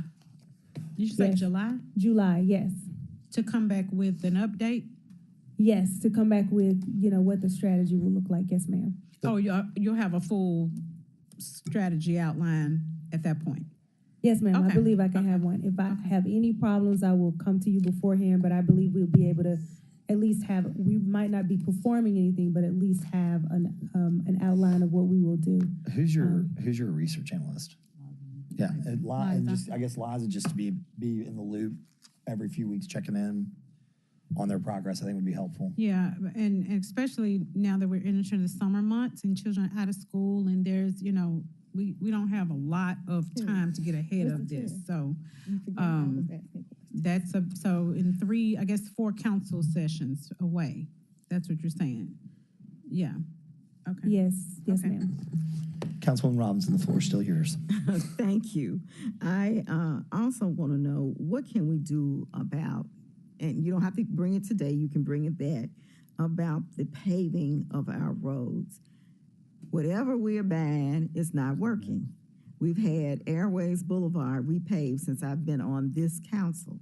It needs repaving now. It won't make a 25, 30-year repaving. So all these tires, to me, I'm not a scientist, but we ought to be able to figure out how we can use plastic bottles, bags, and tires and repave our streets and fill the potholes, because the current material is not effective and it's not lasting. Director Connect. I don't need a response. I just need you to bring a That one's a report state. back. That's a state road, right? Uh-huh. And when can you bring that back? That is real important to the citizens of Memphis. Well, obviously, I have CIP budget here soon to talk about our resurfacing for this coming fiscal year. In terms of how we manage repairs, I mean, we do a lot of potholes. I know there's a concern that those are not long lasting. Sometimes they are, depending on what happens in condition wise. So, we use when we use hot mix, it's much better than cold mix because of the seasonality of it. We have to use what we can to limit our liability. So we do more than most cities do to fix potholes. I mean, I can prove that statistically. But to the point, how do you determine grubbing down, redoing the subsurface versus skimming and then repaving? But full milling, you're talking about milling? Yeah. Well, most of that is legacy issues because of the issue of stormwater. We have to have so much capacity in the curb and gutter, so milling is the best practice. Okay. We to establish the full 10-year storm capacity of those curb and You gutters. get the best results out of it, Yeah. for sure. And so we have had to address that legacy where we hadn't been doing that. Okay. But I know I can look and say we've already filled 30,000 potholes this year. I know that's most cities don't do that in a year, and we're only in May. So it is something we do focus on. Can we do more cut and patch? That's something we try to do much more. Where you don't just put a pothole, you cut out a section and do the full repair. We're constantly working to improve how much work we do there, and paving is as much as we can do every year. But I understand that. like What your I'm idea. saying is the quality of the The pavement. rubberized asphalts, the state tried it. It didn't do well in our region. It's more successful in the southeast where it's hotter. The pavement, the rubberized asphalt does. Plasticized pavements are a new thing, and we are actually looking at that. But our asphalt plant is not currently designed to add another material. So then we are getting ready to buy. My goal is to replace the asphalt plant, the city asphalt plant, this next year, 2 years, and that will give us the capacity to change our mix design, which is what we call that, and incorporate plasticized. Plastics they started testing in California. They've really been utilized in Europe quite a bit. So there's ways to do that and maybe reduce our cost, because it would be a way to make a different asphalt product that's better and cheaper. Okay, last question. Yes, ma'am. It's the Collins Yard. Is it still open to the public, and then for how long? It's open every Friday, Saturday, Sunday from 9 a.m. to 3 p.m. Is it possible that we can get it open to be just a little longer, because 3 p.m. is not long enough for citizens to do what they need to do and then get it down there? Let me check yes, ma'am. I think we could expand maybe Saturdays. Okay. Maybe we can expand Saturdays to 5. Okay. Or 10 to 5, maybe. I mean, we push just the did this Sunday back. we did this as a test, right? And so Okay. we're only in 18 weeks. So, it's always those things you do a good SWOT analysis. You always look at how you've done and perform and do some changes. So So I can think you it's give us good. an idea about how you've performed so far? Yeah, I did, ma'am. We have actually collected. Yes. Like I said, where's my data sheet? Sorry, I have it right here. Yeah, so we've done 1,000. So we've had 1,031 loads delivered. We track those as individual persons who've come Okay. by. We've received 3,137 tires, and then 205 metals, which means recyclable material. So we actually separate stuff we can recycle. That's something we can recoup that cost. It doesn't go to the landfill. Can we accommodate them maybe after hours, Monday through Friday? You don't want to. I see you crunching. let me see what I can do. Okay. Just let us know. Let me see what I can accomplish. Okay, thank you, Mr. Chair.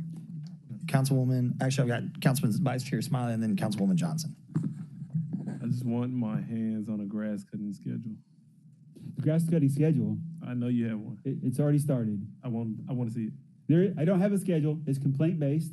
Now, if you're talking about, okay, let me So, clarify. we Here. were Are just you talking talking about- about in-house like we do for cutting the city medians and right-of-ways? All of it, yes. Yeah, Okay, or are you talking about private property? Because that's just complaint based. No.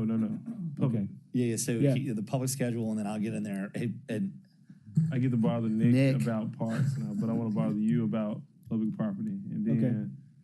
I want the grass cut. It's every 2 weeks. It started. It's Schedule. started. And then I'll tell you- No, I know it just started. So it's every 2 weeks. But I'll get you the schedule. Where they're going, what neighborhoods. what I was gonna say, if it's complaint based, what would be really interesting in it, and you could do it by parcel or a heat map, I don't know which one would be more efficient for the council just to see, but just by district, how the complaints are coming in already, I think that will give them an idea. So again, if Councilmember Ford's at a meeting in his district, he can say, these are the hit lists, they're coming now. At least he can respond. That may be something that 311, I would assume, can spin up relatively quickly. No, I have it You've got- already. I have it right perfect. now. I can share it. But it is that's that 8,500 parcels that we're talking about that we cut all the time. Well, he's in both. Yeah, no, I want to see them both, but Yeah. right now I'm more concerned about public space that we can address. South Parkway, as Councilwoman Swearingen talks about. Which street? South Parkway. Well, he's talking about the grass cutting as well. Yeah. Talking about the entire thing. Oh, my mic. But yes, we have the list. It's about 800 miles of streets that we actually have to cut because of the medians and stuff. So we do. I can get you that information, Councilman. So you're gonna eat Sure. South Parkway, South Parkway, yeah. South Parkway. So you're gonna email it to who? Anybody? You want? Yes, sir. I mean to you. Yeah. Thank you. Councilwoman Johnson, final comments. Oh, and then Chairman Jones. Okay, back to the question in regards to Collins Yard. Why is it we can't have it open longer? What's the issue there? I mean, it was a test case for me to see Okay. how well it would function and what kind of participation we received, and then kind of reevaluate it. It's one of those things where I wanted to give it 6 months. Give it 6 months. Let's see how we're doing going through different seasons. Because you definitely you're going to see more participation when the weather's right and there's people are more interested in doing their house cleanup.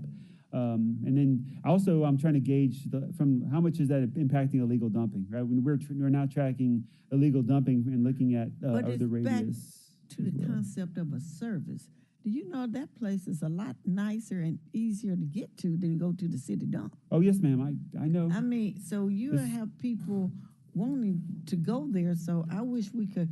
I'd like to put it on a wish list to open that place Monday through Saturdays.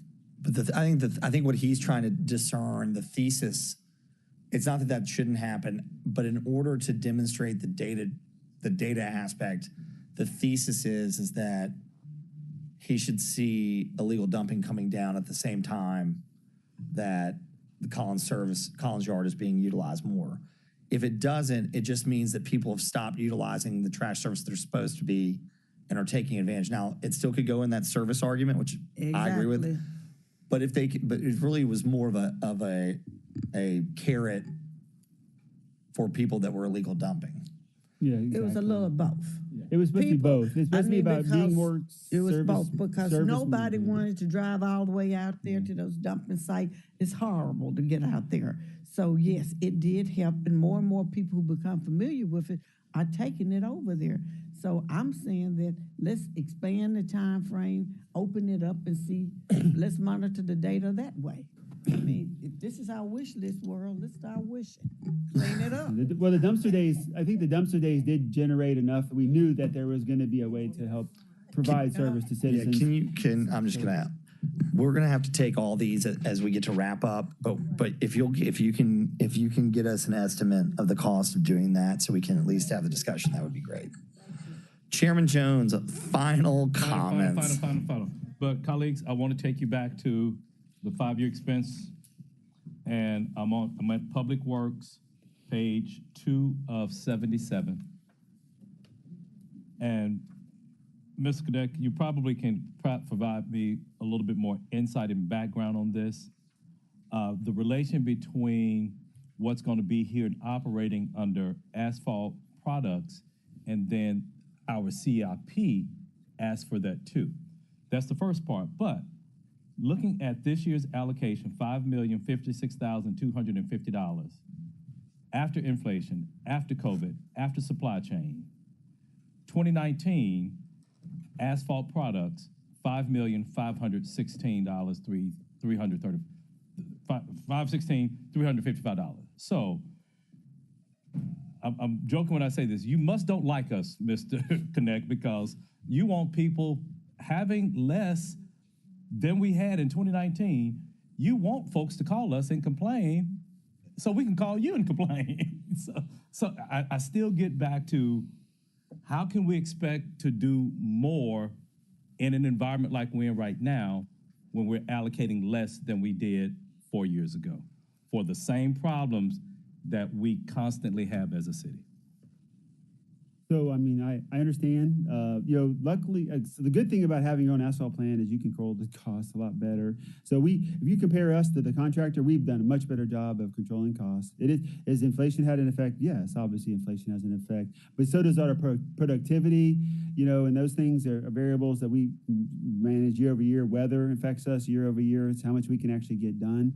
So it is something we're fortunate to have an in-house paving operation. Not every city has. We're fortunate to have our own asphalt plant. Not many cities have that. So we are using the best of the resources based on that funding allocation every year. Okay, so based upon that funding, so if there were a greater funding allocation, would there be more work that we can do? And I just happen to pick out asphalt products, but I still say the same thing about miscellaneous professional services when we're talking about the results, particularly in your department, that people see and matter to people, and we receive the complaints about. We are, from an in-house operation, we're pretty much there, from a capacity standpoint. So we rely on contractors to pick up the additional work for us. The market has changed dramatically. So for that's something we're going to be talking about, I'm sure, here quickly, because we're having difficulty with contractors executing. Their pricing is going up. So it does have its impacts on that specific function we're talking about when we talk about paving, resurfacing. Okay. What are our challenges as it relates to the in-house, where we can control our costs? Is it more manpower? Is it more training? Is it higher pay? I've always been an opponent of a model where you have a contracted answer to a permanent problem, and when we have these permanent problems, you want to have more fixed costs as you possibly can. So where are we as it relates to in-house? So with the infusion that we got from 245 last year for capital, we have added more fleet. Fleet was one of the hurdles. Okay. Having the right paving equipment, so that's part of it. I mentioned the asphalt plant is aged to the point where it needs to be replaced. So I've been actually we're doing specs and looking to bid and replace the asphalt plant. So that's the other step that needs to be taken.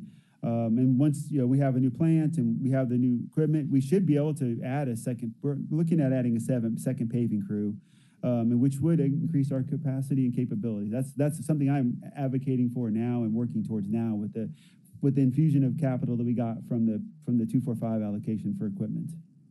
Okay. Mr. Chairman, I know we will move on, but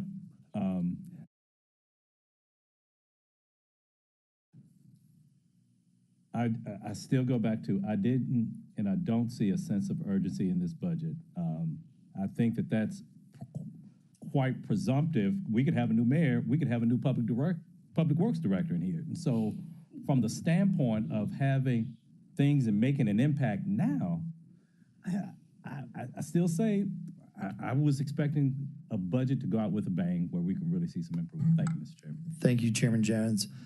Director Connect, I'll ask a question because we're about to get to CIP, and obviously Chairman Jones is going to like it. But your paving budget and CIP is down $5 million. But the question I think I would ask you is, and this Manny's had gotten the same question, is even if I gave you $40 million, and I've had conversations with two of our largest contractors in asphalt. One of them is my next door neighbor. For them, it's really not a money issue. It's a capacity issue. That's exactly right. Yeah. So I think it's both cost, but labor is a big right. They can't hire enough people in order to fulfill the contract. Execution is our biggest challenge right now. That's exactly right. I think And that was and a poor product. I'm sorry. I think we do great work in house. No, look, but I think cold patching and even hot patching is hard, especially when you're doing on major roads and you're trying to chop out and cut a 6-inch, 12-inch diameter, because still at the end of the day, the patch is happening on the fly in an environment, and then people are immediately driving on it, and so like you don't know if oil, water, and all those things are getting in there anyway, and it could pop again. So I mean, Yes. I hear you. It's I wish we could go catch back. 22. Yeah, and I wish we could do more cut, more cut work. But again, it's tougher. It takes longer. We do more cut and patch than we used to, and we have special trucks for it. And I know the mayor is, at least my understanding is that he's back to enforcing with MLGW for them to do their cut and patch work. Yes, we are. Director Ben and I are always working on that on a regular basis. All right, I'm going to move us along. And I do need to. Yeah, please. Councilwoman asked a question. I'm trying to clarify. You wanted to know what it would cost to clean up the city one day. Can you clarify what you mean by that? Because I know what you're saying. Like if we just spread and just under one time, like a one-time thing.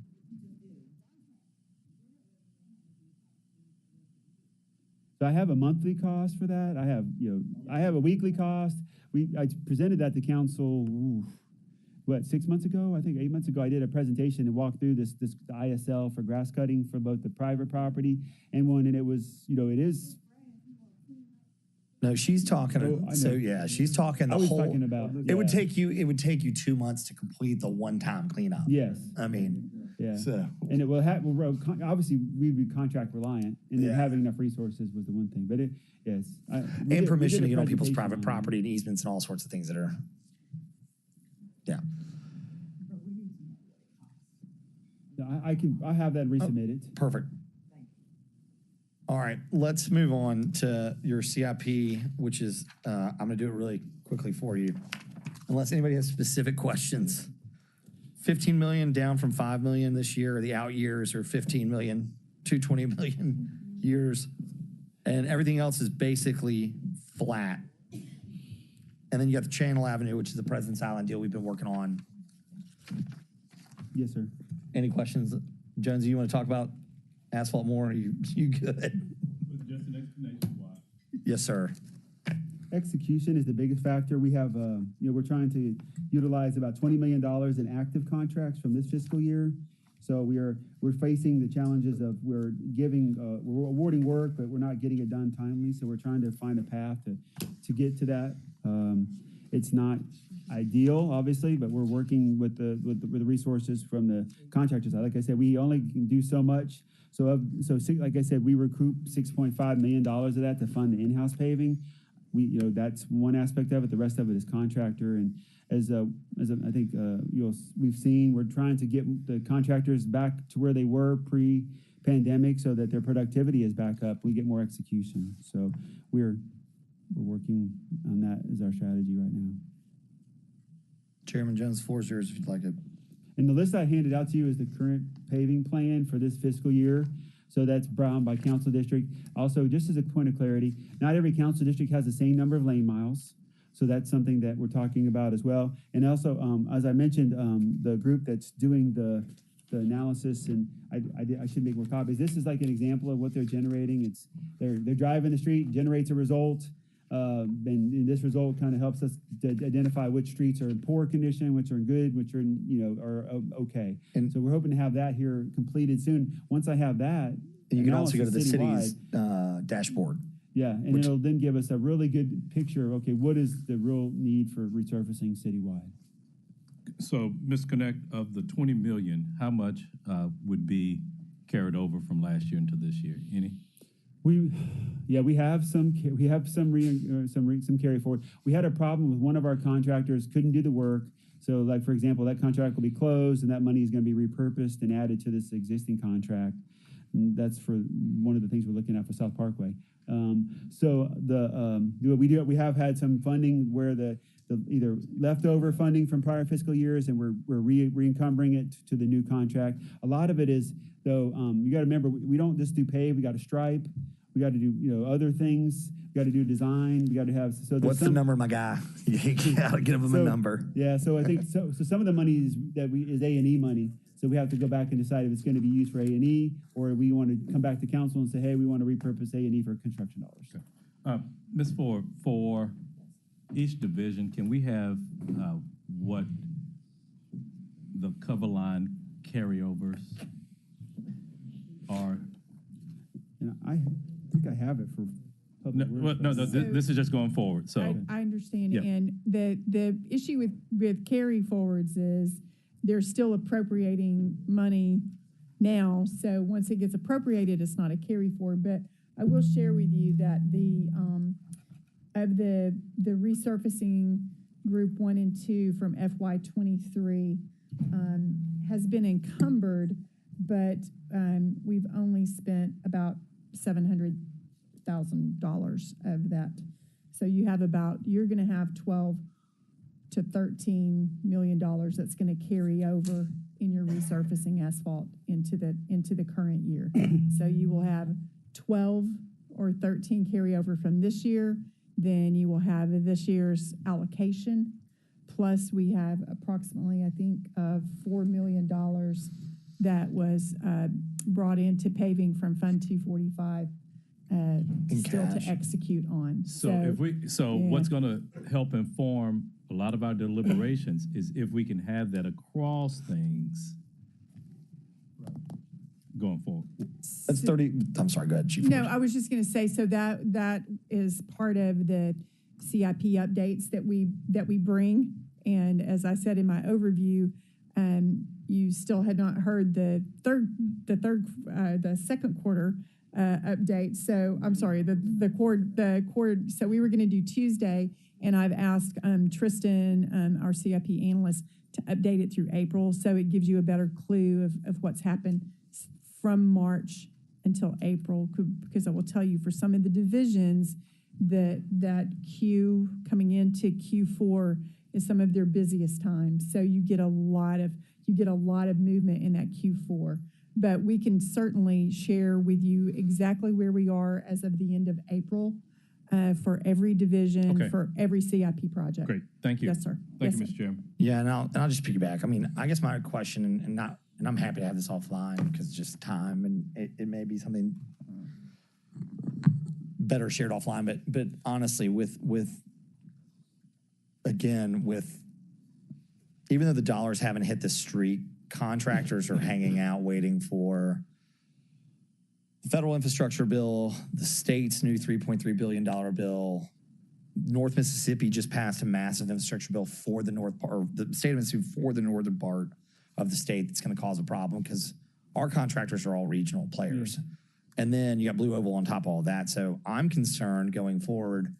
I mean, you just can't, I mean, we cannot outbid those RFQs or those RFPs. Like, yeah, I mean, we won't physically, I mean, we just don't have the money to do it. So my question is, and again, I do want to have this offline, but I'll be coming, I'd love to talk about understanding what the contracting game plan is for us to mitigate and actually execute some of these things, or else we're just going to continue to have.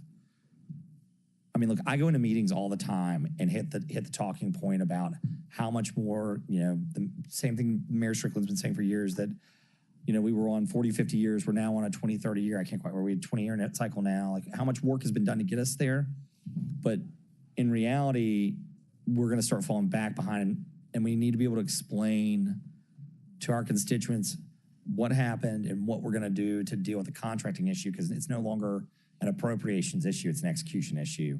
Some of it's out of our control, but again, I say this all the time, like, that's our business environment, and now we have to figure out how to operate within that. And so that's, Yeah, it's But I market can make driven. Then I can make a quick comment to that, not specific to paving, just in general. When you hear some of the other divisions, one of the things we did notice is that we were losing a lot of contractors to the major project. Yeah, everything in Blue Oval included. So one of the things we did earlier in this fiscal year was to meet with some of the minor contractors who would normally not bid, to say, this is your time to play, and please go ahead and bid. And we did see an uptick using that as an opportunity. fair enough. That maybe, I mean, you got to do that, and I appreciate that. I'm not sure that'll get us there. And again, there may, I'm going to end up kind of circling back to where Jonesy's at, is in reality is if the cost of work to entice is going up due to market forces, and we are trying to pave the same amount of lane miles, the same number of dollars aren't going to get us there. Although I don't know what that marginal utility is where it's like, it doesn't make sense anymore. Like, you can only throw so much money at it. Yeah. Right. There's definitely a break-even. Yeah. And again, you guys do it every day. So I mean, all Well, right. until like Blue Oval's done and these other projects, it's Right. really going to be difficult. It's going to be very difficult. And again, you know, not that the mayor doesn't have to hear about it, not that y'all don't walk into restaurants and hear about it, but oh boy, you go into a neighborhood meeting, you can say we've got $20 million or $28 million or $30 million for paving, and you wish you just not opened your mouth about it. So, all right. What do you want to do, storm or sewer? Which utility do you want to touch first? It's up to you. You want to do? You want to talk biomass? What do you want to talk? Bio-waste? What do we do call sewer. it? We do Sewer. We'll do Just sewer sewer. first. I'm gonna say this as politely as I can. I know one of these had a lot of changes going on, and it's important because there are significant amounts of city money, but they're so highly regulated. Feel free to cruise on through these things. Yeah, I do want to comment that the sewer fund, that there is a structural change in the budget so that we found this, and so we made corrections. So what you should have is the corrected version that will ultimately be reflected in the budget. So there was and so we wanted to make sure that we had the right information before we presented it. So what you have is it should be will be reflected with the final budget. You got all the money, Robert. Yeah. So sewer fund is up. Obviously, I have two utilities. The sewer utility is one of the largest in the region, and that's like 6-7 states. So we have a pretty significant footprint in regards to providing sanitary sewer collection and treatment is the main focus. So going into, you got the overview slide with kind of outbreaks where you have operations from the collection, then you have our treatment plants. And then engineering, we fund a small component of engineering design because obviously you have to plan and design the system that you're ultimately going to build or maintain. And then the priorities you've already seen. This is the bridge analysis, kind of looking year-over-year changes. We try to manage our sewer utility pretty well and try to keep our revenues and our expenditures flat. So that was an intentional effort this year with regards to rising costs and personnel to try to keep that balanced.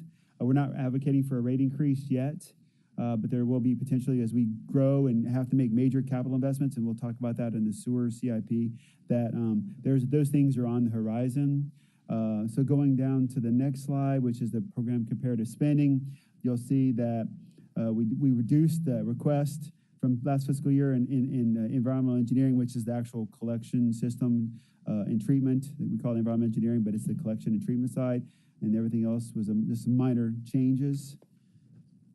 Under the expenditure classification, you see the breakdown where we made a lot of reductions. Primarily, we did a net reduction of $5.2 million. So we can move to the next slide. On the revenue side, revenues are remaining pretty consistent overall. So we don't foresee a lot of changes there. But we did have a change in terms of like our contribution to fund balance. That was kind of a confusing thing that we found, that why are we showing a contribution to fund balance? We haven't completed the year. So that's the only change you really see here. We won't know what our contribution is until we finalize our fiscal year. So that's kind of more of just a placeholder that we're not going to use that strategy anymore. I think Chief Ford and I both agree that's the best strategy because it's problematic. Moving on to the next one. Again, that's just year-over-year changes to revenues. So we talked about that already. Going on to the next one, division detail personnel. This, as I mentioned before, is an area we do have the challenges regards to vacancies. I did do a reduction in staffing last year to recognize that. We still are persistently, aggressively going after this. This is the industry issue.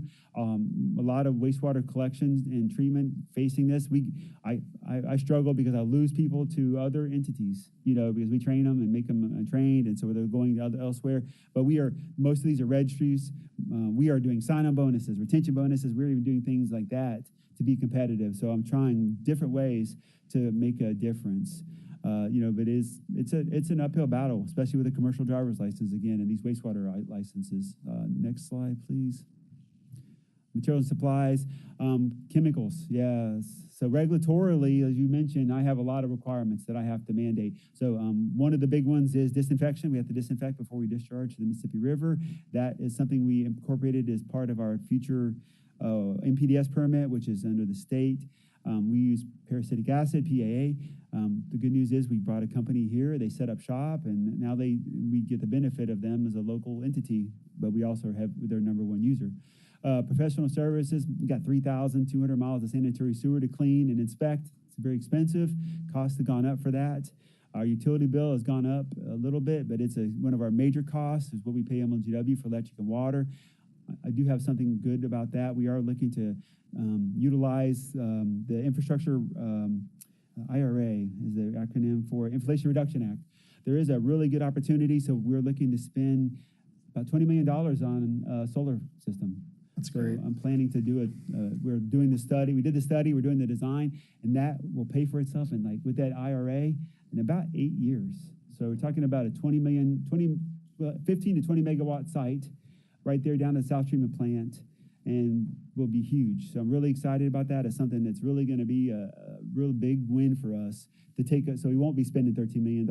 It ultimately will be a generator, at that site. So that's something we're looking at. We're working closely with MLGW. We could produce more, but the TVA is a limitation there. So talking to President McGowan and myself on a strategy and partnership, 5%. How to make it more, how to leverage that even higher. So going down, you'll see the further breakdown on our major M&S for the $81 million, almost $82 million in expenditure. Next one, please. So what's the breakdown on that $22.9 million in professional services? Again, we use contractors for emergency repairs. We have to do a lot of dewatering, which is basically a fancy word for bypass pumping, which means we have to keep the flow going even if we're doing repairs. So that's a requirement and expense. We have instituted the cut and patch work that we talked about with MLGW. We did that years ago. So we're doing the full lane width, but that came at a cost as well. And then utilizing both our design firms, local firms, other things that we have to do to keep. There's a major wastewater treatment facility collection. There's a lot of components to that have to be incorporated. So this is glad to talk about any one of those in more detail. Let's see. Next slide, please. We have a lease for the 800 acres down that we're talking about. We're going to use the solar system at 800 acres under lease for 30 years. It's $85,000. It's a good deal. We use it for biosolid storage now, primarily, so that's a good use. And then this is the same slide as before with the MDE total spend. What under state law prohibits us from utilizing the sewer fund to book our legal expenses for our litigation with North Mississippi and with, what is it, Horn Lake? We're in the middle of that lawsuit. That is funded by a sewer fund. That is funded. Yeah, we don't utilize outside sources because it is a dispute over the contract. Well, that's what I thought. I just didn't the claim. I mean, I didn't see it. That's just where somebody hits a manhole cover and damages a car, or let's say they have a backup into their business. So if we have a sewer overflow, we contribute to like a backup, like fog or fat soils and greases. Did I miss the legal line? Maybe I did. It's under lawsuits. Yeah, it's under lawsuits and claims. Okay, so that's mostly about backups in businesses and homes. Yeah, but you've got lawsuits and claims. All right, let me ask it differently. What is the total legal spend to litigate the Horn Lake? It's not done. I know, but we're still getting. Trust me, they're sending bills along the way. So I'll get it for you. I was just curious to see where it was. Give it to you. I'm not worried. I mean, I'm not that concerned about it. But you answered my real question, which is yes, it's being booked to this fund. Yes. Okay. All right. All right. No, you guys don't want to talk about sewer? What are the biosolids? Biogas. Oh, that's great.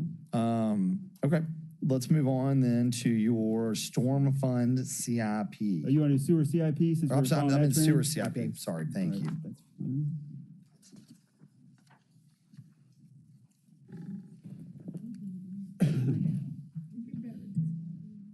Yes, ma'am. It should. Yeah, it's what's like I think it was the third one, I think, Chief.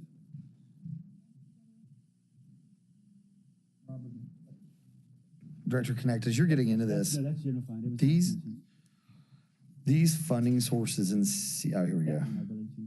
I got you. All right. Yeah. Never mind. No, that's stormwater. We're getting there. Let's get one more.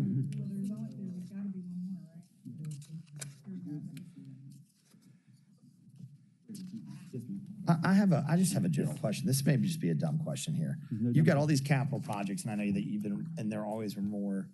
But I guess my question would be, this, the sewer, we just took the storm and sewer fees up, or we take the connect fees up, the tap fees up?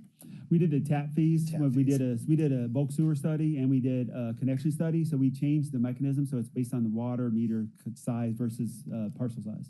I guess what I'm gonna get head at is, it's almost crazy to me, and I'm stupid to think off the fly like this, but almost everything up there is being paid with cash generated from, right? No. Okay. Majority of our, I mean, we balance, Well, I know we've got the- Tego, we use WIFIA, we're still utilizing, and we have revenue bonds. We did $135 million. That's what I wanted to know. We have Bonded about against 39 million of that Okay. left, yes. All right. WIFIA was a 1.5%. That was the state deal. Yeah, that was an amazing ridiculous. deal. And we also don't forget SRF, and our SRF loans average less than 1%.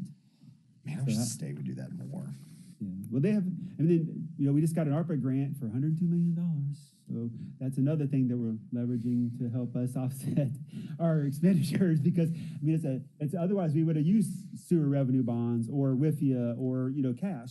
So we're going to get 102. We have to spend $16 million, 10 coming from sewer, 6 from MLGW to get that $102 million. But the real question, I guess the overarching question, if I were sitting down with my senior team and said, I've got a $7 million shortfall every year in solid waste. Am I overcapitalized in sewer? And I don't know. They're saying, and what I would say is how can I ship the same $5 is from the citizens, the same $5. What prohibits us from funding, I joke with you. I mean, you've got all the money, but most of it is earmarked. But my point is at some point, some of these major capital programs may not be. Well, we have to grow as a city, so I'm proud of the work we're doing for our master plan. We have 3.0. We are designing our sewer system to match the desirable growth for the city. So there is a big cost to that. It's like $1.3 billion. Yeah, it's crazy program to do because we have to do it. Both to be reinvesting, upgrading. Our treatment plants are 50 years old, so we're spending $352 million at the south plant. I need to spend $400 million at the north plant. I got to manage the flow issues we're facing in areas like Fletcher Creek. We've had issues. So we're building basins. We're going to build a lot of those if we want to really manage our flow in the future, because there's only so much you can do without, you can spend more money putting more pipes in the ground or bigger pipes, but it's more cost effective to do it the other way. So you think the sewer fee is appropriately set for your needs? It's going to have to grow. Okay. It's going to have to grow. I mean, if he's going to spend $1.5 billion over the next 20 years, it's going to have to change. I got you. Manny, he telling the truth? You need more money. Just kidding. All right, let's hop into this thing. Our master plan is very clearly going to dictate what we need to do. So, you already kind of outlined, a lot of this is a continuation. These are cover lines, which means that we program based on what we foresee. I mentioned developments being one of them. So, if we have to extend sewers to an unserviced area, or we have to add or build a sewer interceptor to a development, that's where these cover lines fall into. Again, if we use them, then we use them. If not, then they'll just be closed. They're an annual allocation. Rehab is one of those things I mentioned where we have some repair work or maintenance, but if you have to do a major rehab, like we're getting ready to do a major rehab of one of our 96-inch sewers going to serving one of our interceptors, the South Plant. So more than likely that we either utilize some of this year's cover line and then potentially this fiscal year's cover line to cover that. Then you're going down the covered anaerobic lagoon project. That's a project where we identify where we want to do some enhancements to our biogas and our biosolids handling. So it's a project that we've identified. The South Plant expansion is the next one. That's a $350 million project. We're well into that project. We're hoping to be completed in the next couple fiscal years with all the upgrades and modernization. So but we still continue our allocation to that. The next one is Styles Plant modification. That's this is planning only. You can't just bid a $160 million project, so we're building up the funding for that over multiple fiscal years. So that this is an allocation for that. Since again we're getting I think closer to where we will hope to finalize that, and looking for another WIFI opportunity in conjunction with the next one, which is our Styles biosolids upgrades. That's just the need that we have. Our plant at the North Treatment Plant has run out of space for biosolids. So we're having to deal with it. One of the big things we're facing, I'll just highlight this is the regulatory. If you may have heard this word PFAS, it has all of us scared because that is a huge factor that could influence a lot of what we do.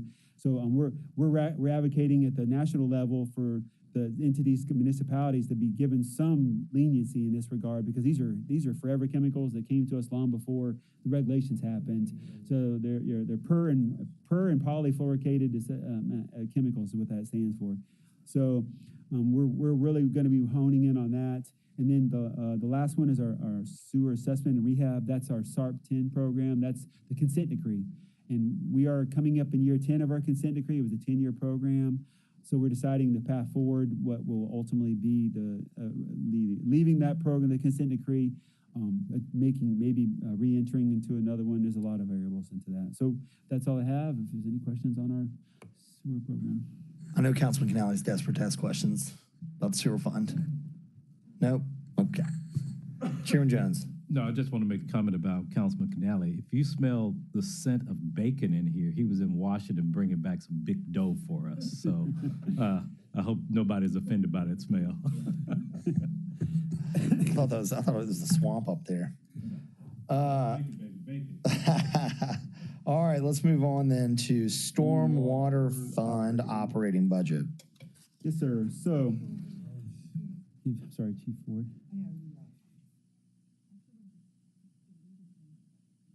That would have been easier, wouldn't it? Right. Yeah.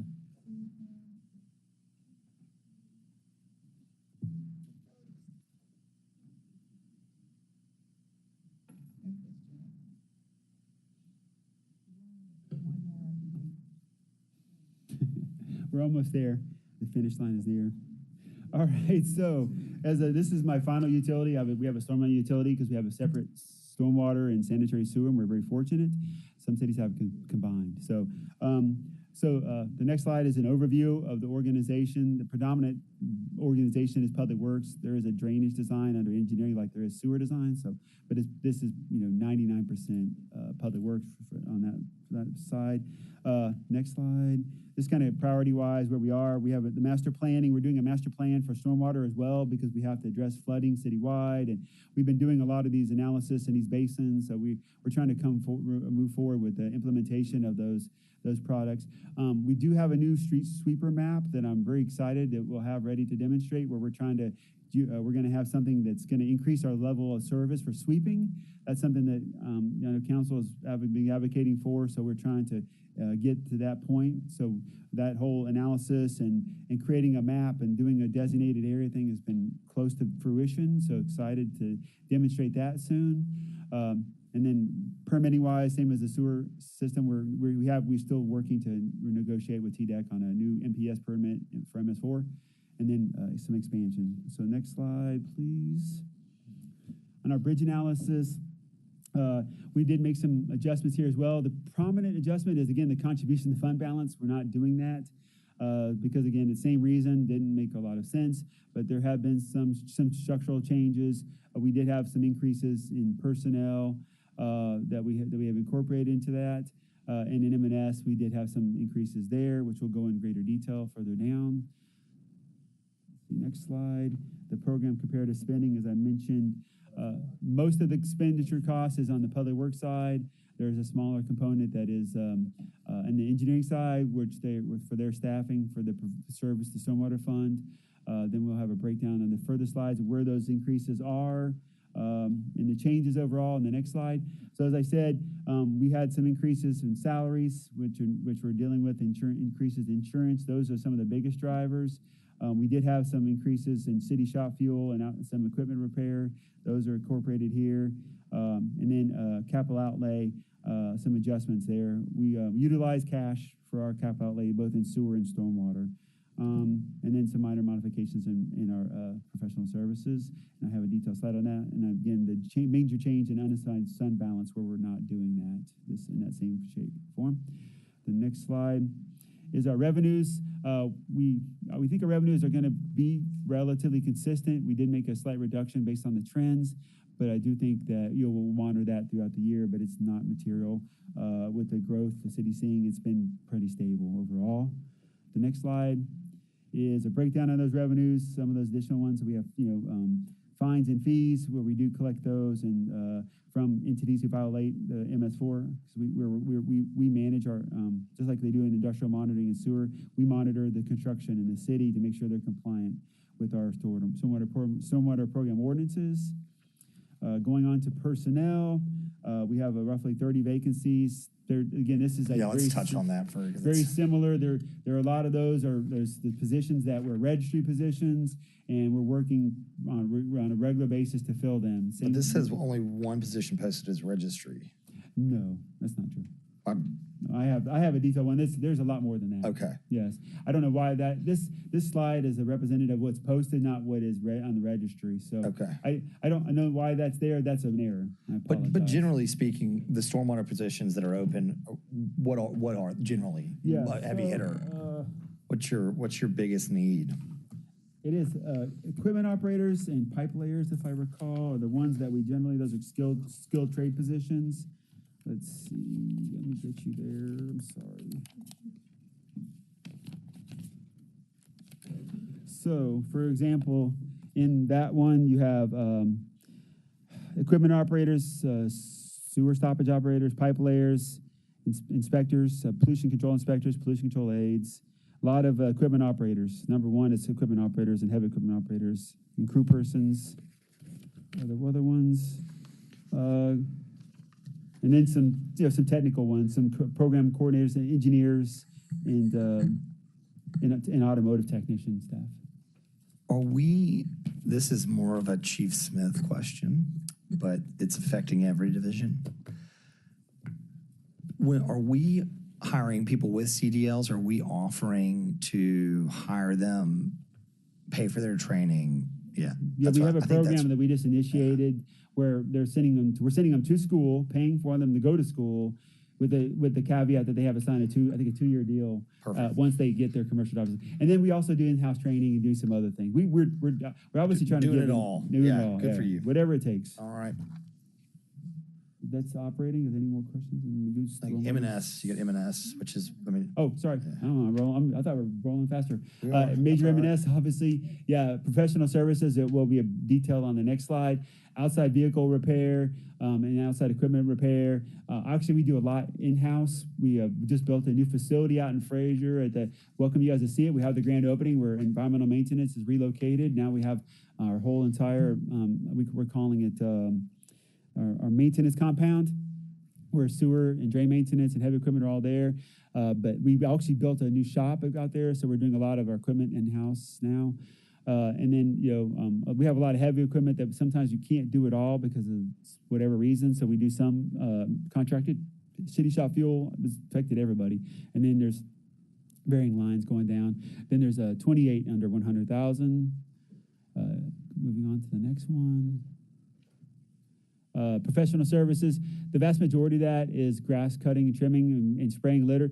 We have a bunch of stormwater basins and other areas we have to cut, so the contractor provides that services. All World is doing our GIS project, so that's something that we got going on, we're excited about. And then, as I mentioned, Thompson Machinery, that's for Caterpillar parts and labor. We have a lot of Caterpillar equipment. ABS and other specialty services, consulting services encompass the rest of that $4.5 million. Next slides, please. No, we have no leases. And the NWB slide is the exact same one.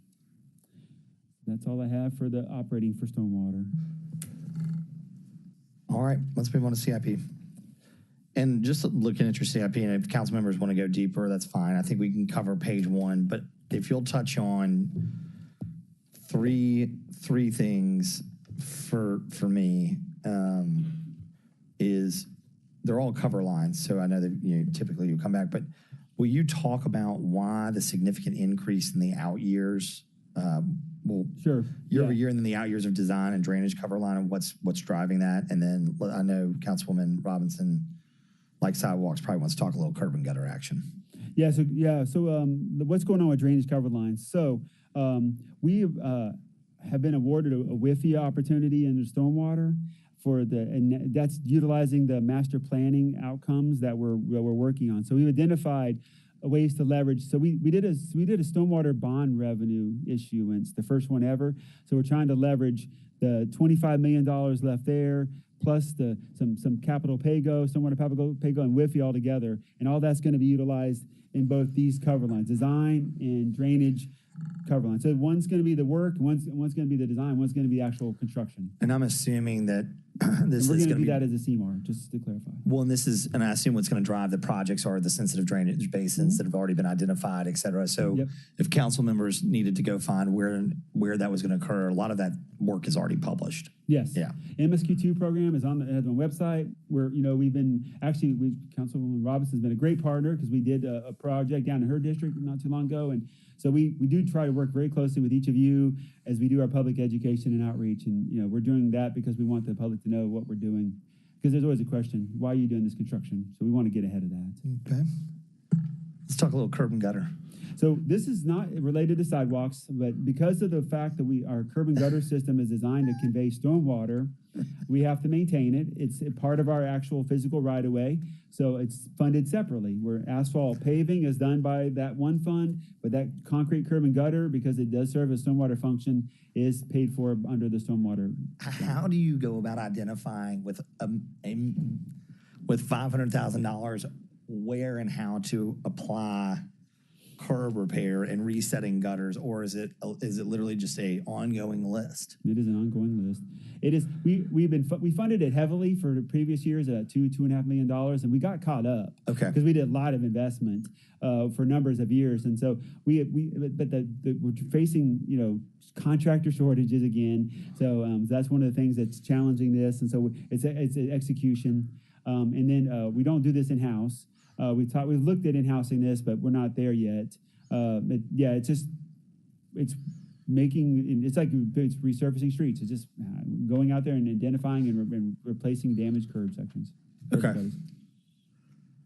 All right. I mean, sometimes my only issues, sometimes when you are doing, sometimes the sidewalk and or the curb is so bad that it's almost easier to reset the curb than pour the sidewalk.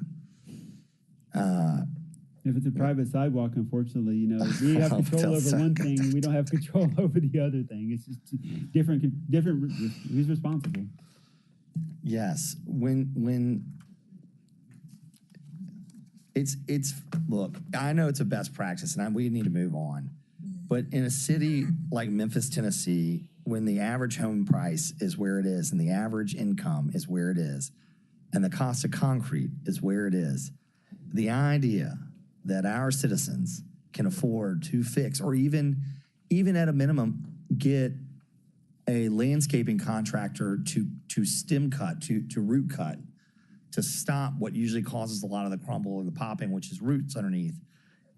It just isn't, it's not even, it's a horrible argument. It's just never gonna happen. It's a $1.6 billion problem if you had to fix problem. it, right? Even if you did in the out years and you discount rated back. I mean, I totally hear you, but again,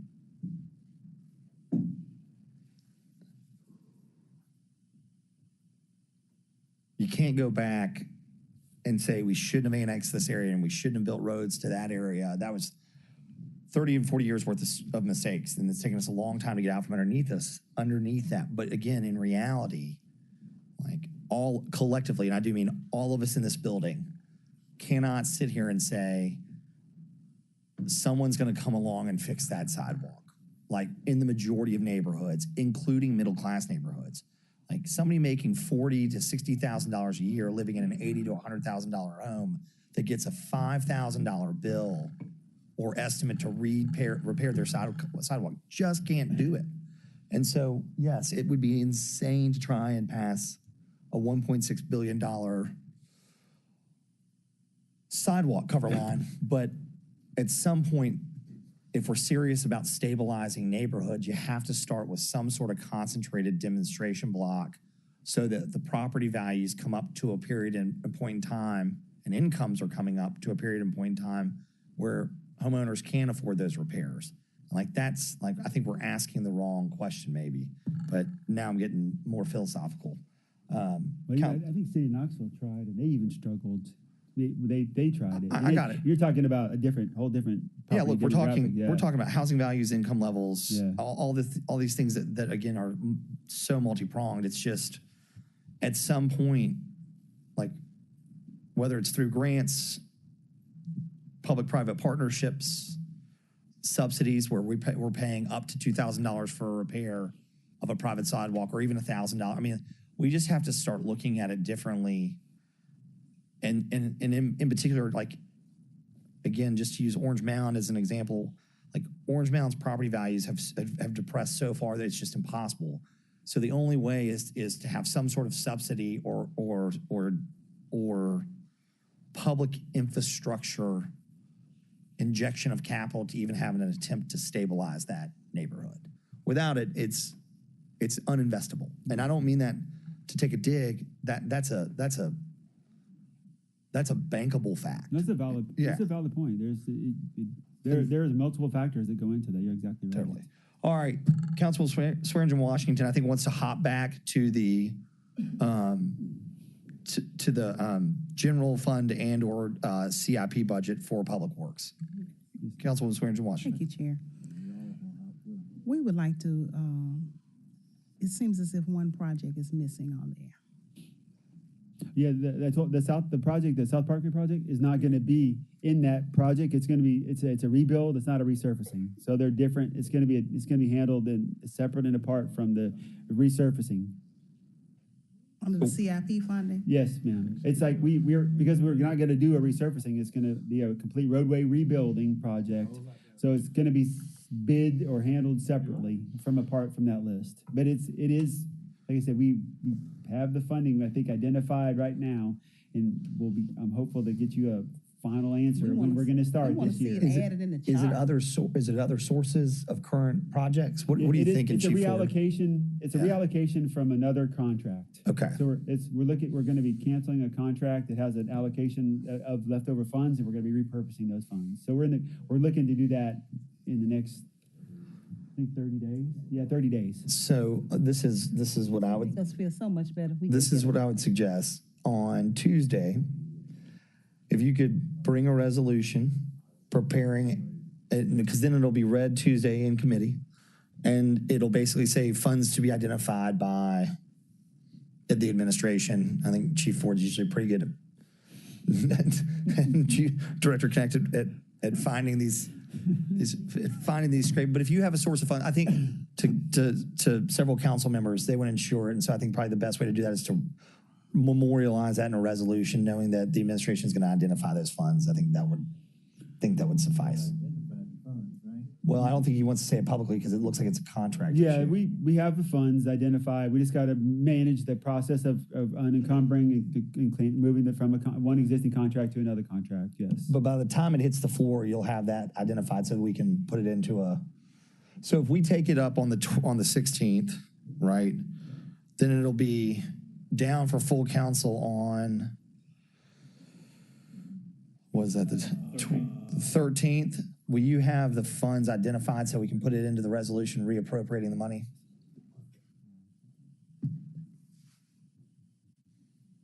Okay. I don't know that we have to go to you guys for appropriation because it's already appropriated and allocated. So I think we can move faster than that than having to go through council action. We need. You just want me to give you in writing It should have been done last year. I think that's what I'm hearing is they just want to ensure that this is going to happen. And I think, hey, we can convince 13 council members to do whatever on that. That's very important. Yes, sir. It is important. You know, I'm looking at this. Tearfully I got important. one in my district that says 6. There's one little one. It's just one. But, that should have been done a long time ago. As long as we do that, hey, I think all of us would be happy. Sure will. Yes, sir. It is. We are committed to this. I'm going to say it publicly. It's going to get done. And I'll in this fiscal year, fiscal year 24. This calendar year. Yeah, this calendar year. Right. All right. Yes, sir. There's going to be some growing pains. We're going to have to shut lanes down and do all kinds of things, but we're going to I get it done. promise you they won't complain. Councilwoman, does that suffice? Are you okay? Does that work for you? I'm giving my I heard public 30 commitment days that a few minutes ago. we're going to get this done. He said 30 days. You thinking 30 days? Yes. I really believe that. Yes. It's very dangerous right now. It is. Bicycle lane, the road is terrible. Last night when I left, I'm heading east on Parkway at the stoplight there at Bellevue, and I see an Infinity in the bike lane. In the bike lane. I started to take a picture of it with my rearview mirror, in my rearview mirror, of a driving from 240 all the way to Bellevue. From where I could see, this car was in the bike lane the entire time because the lanes were so atrocious. But I have one quick question along this line. You said that this is a complete rebuild. Mr. Connect, can we have a list of any other complete rebuilds? Because this doesn't seem to be an all-inclusive list. If you're saying that's the only rebuild. Yeah, that's the only one right now. Okay, Yes, okay. sir. Because it's different. We paved it. It didn't work. The paving fell within a very short period of time because the sub everything else that supports it was not working. So it's going to have to be like like I said, completely rebuilding the whole entire road. We avoid those obviously because it's triple the cost. Hopefully a resurfacing works. All right. Councilman Canale. Did you see Councilman Robinson? Yeah, Councilman Robinson.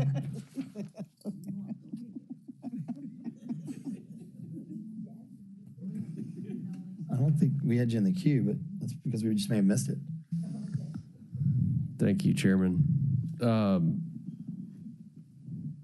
Director, I don't want to belabor the point about sidewalks, but it does remind me of the LGW saying when people asked what's it going to cost to bury the power lines, and they're like, it's $2 billion, it's $3 billion, it's $4 billion, and you can continue to kick the can down the road. You can start somewhere.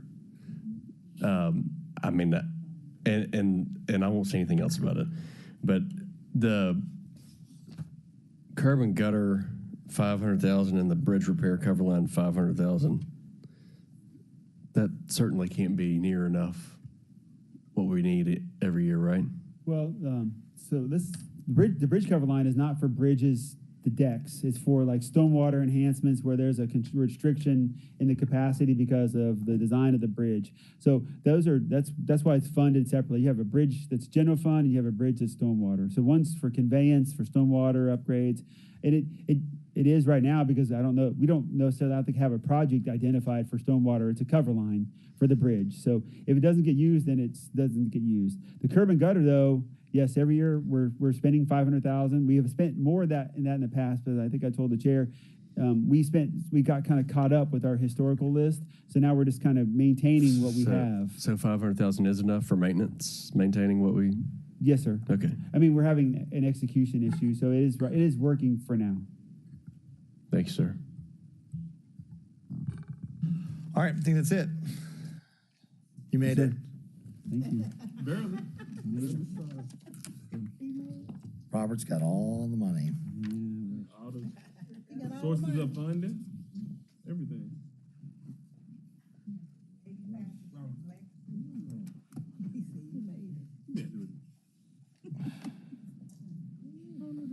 I feel like this is going to take a really long time. We're going to push something to another day. Tuesday.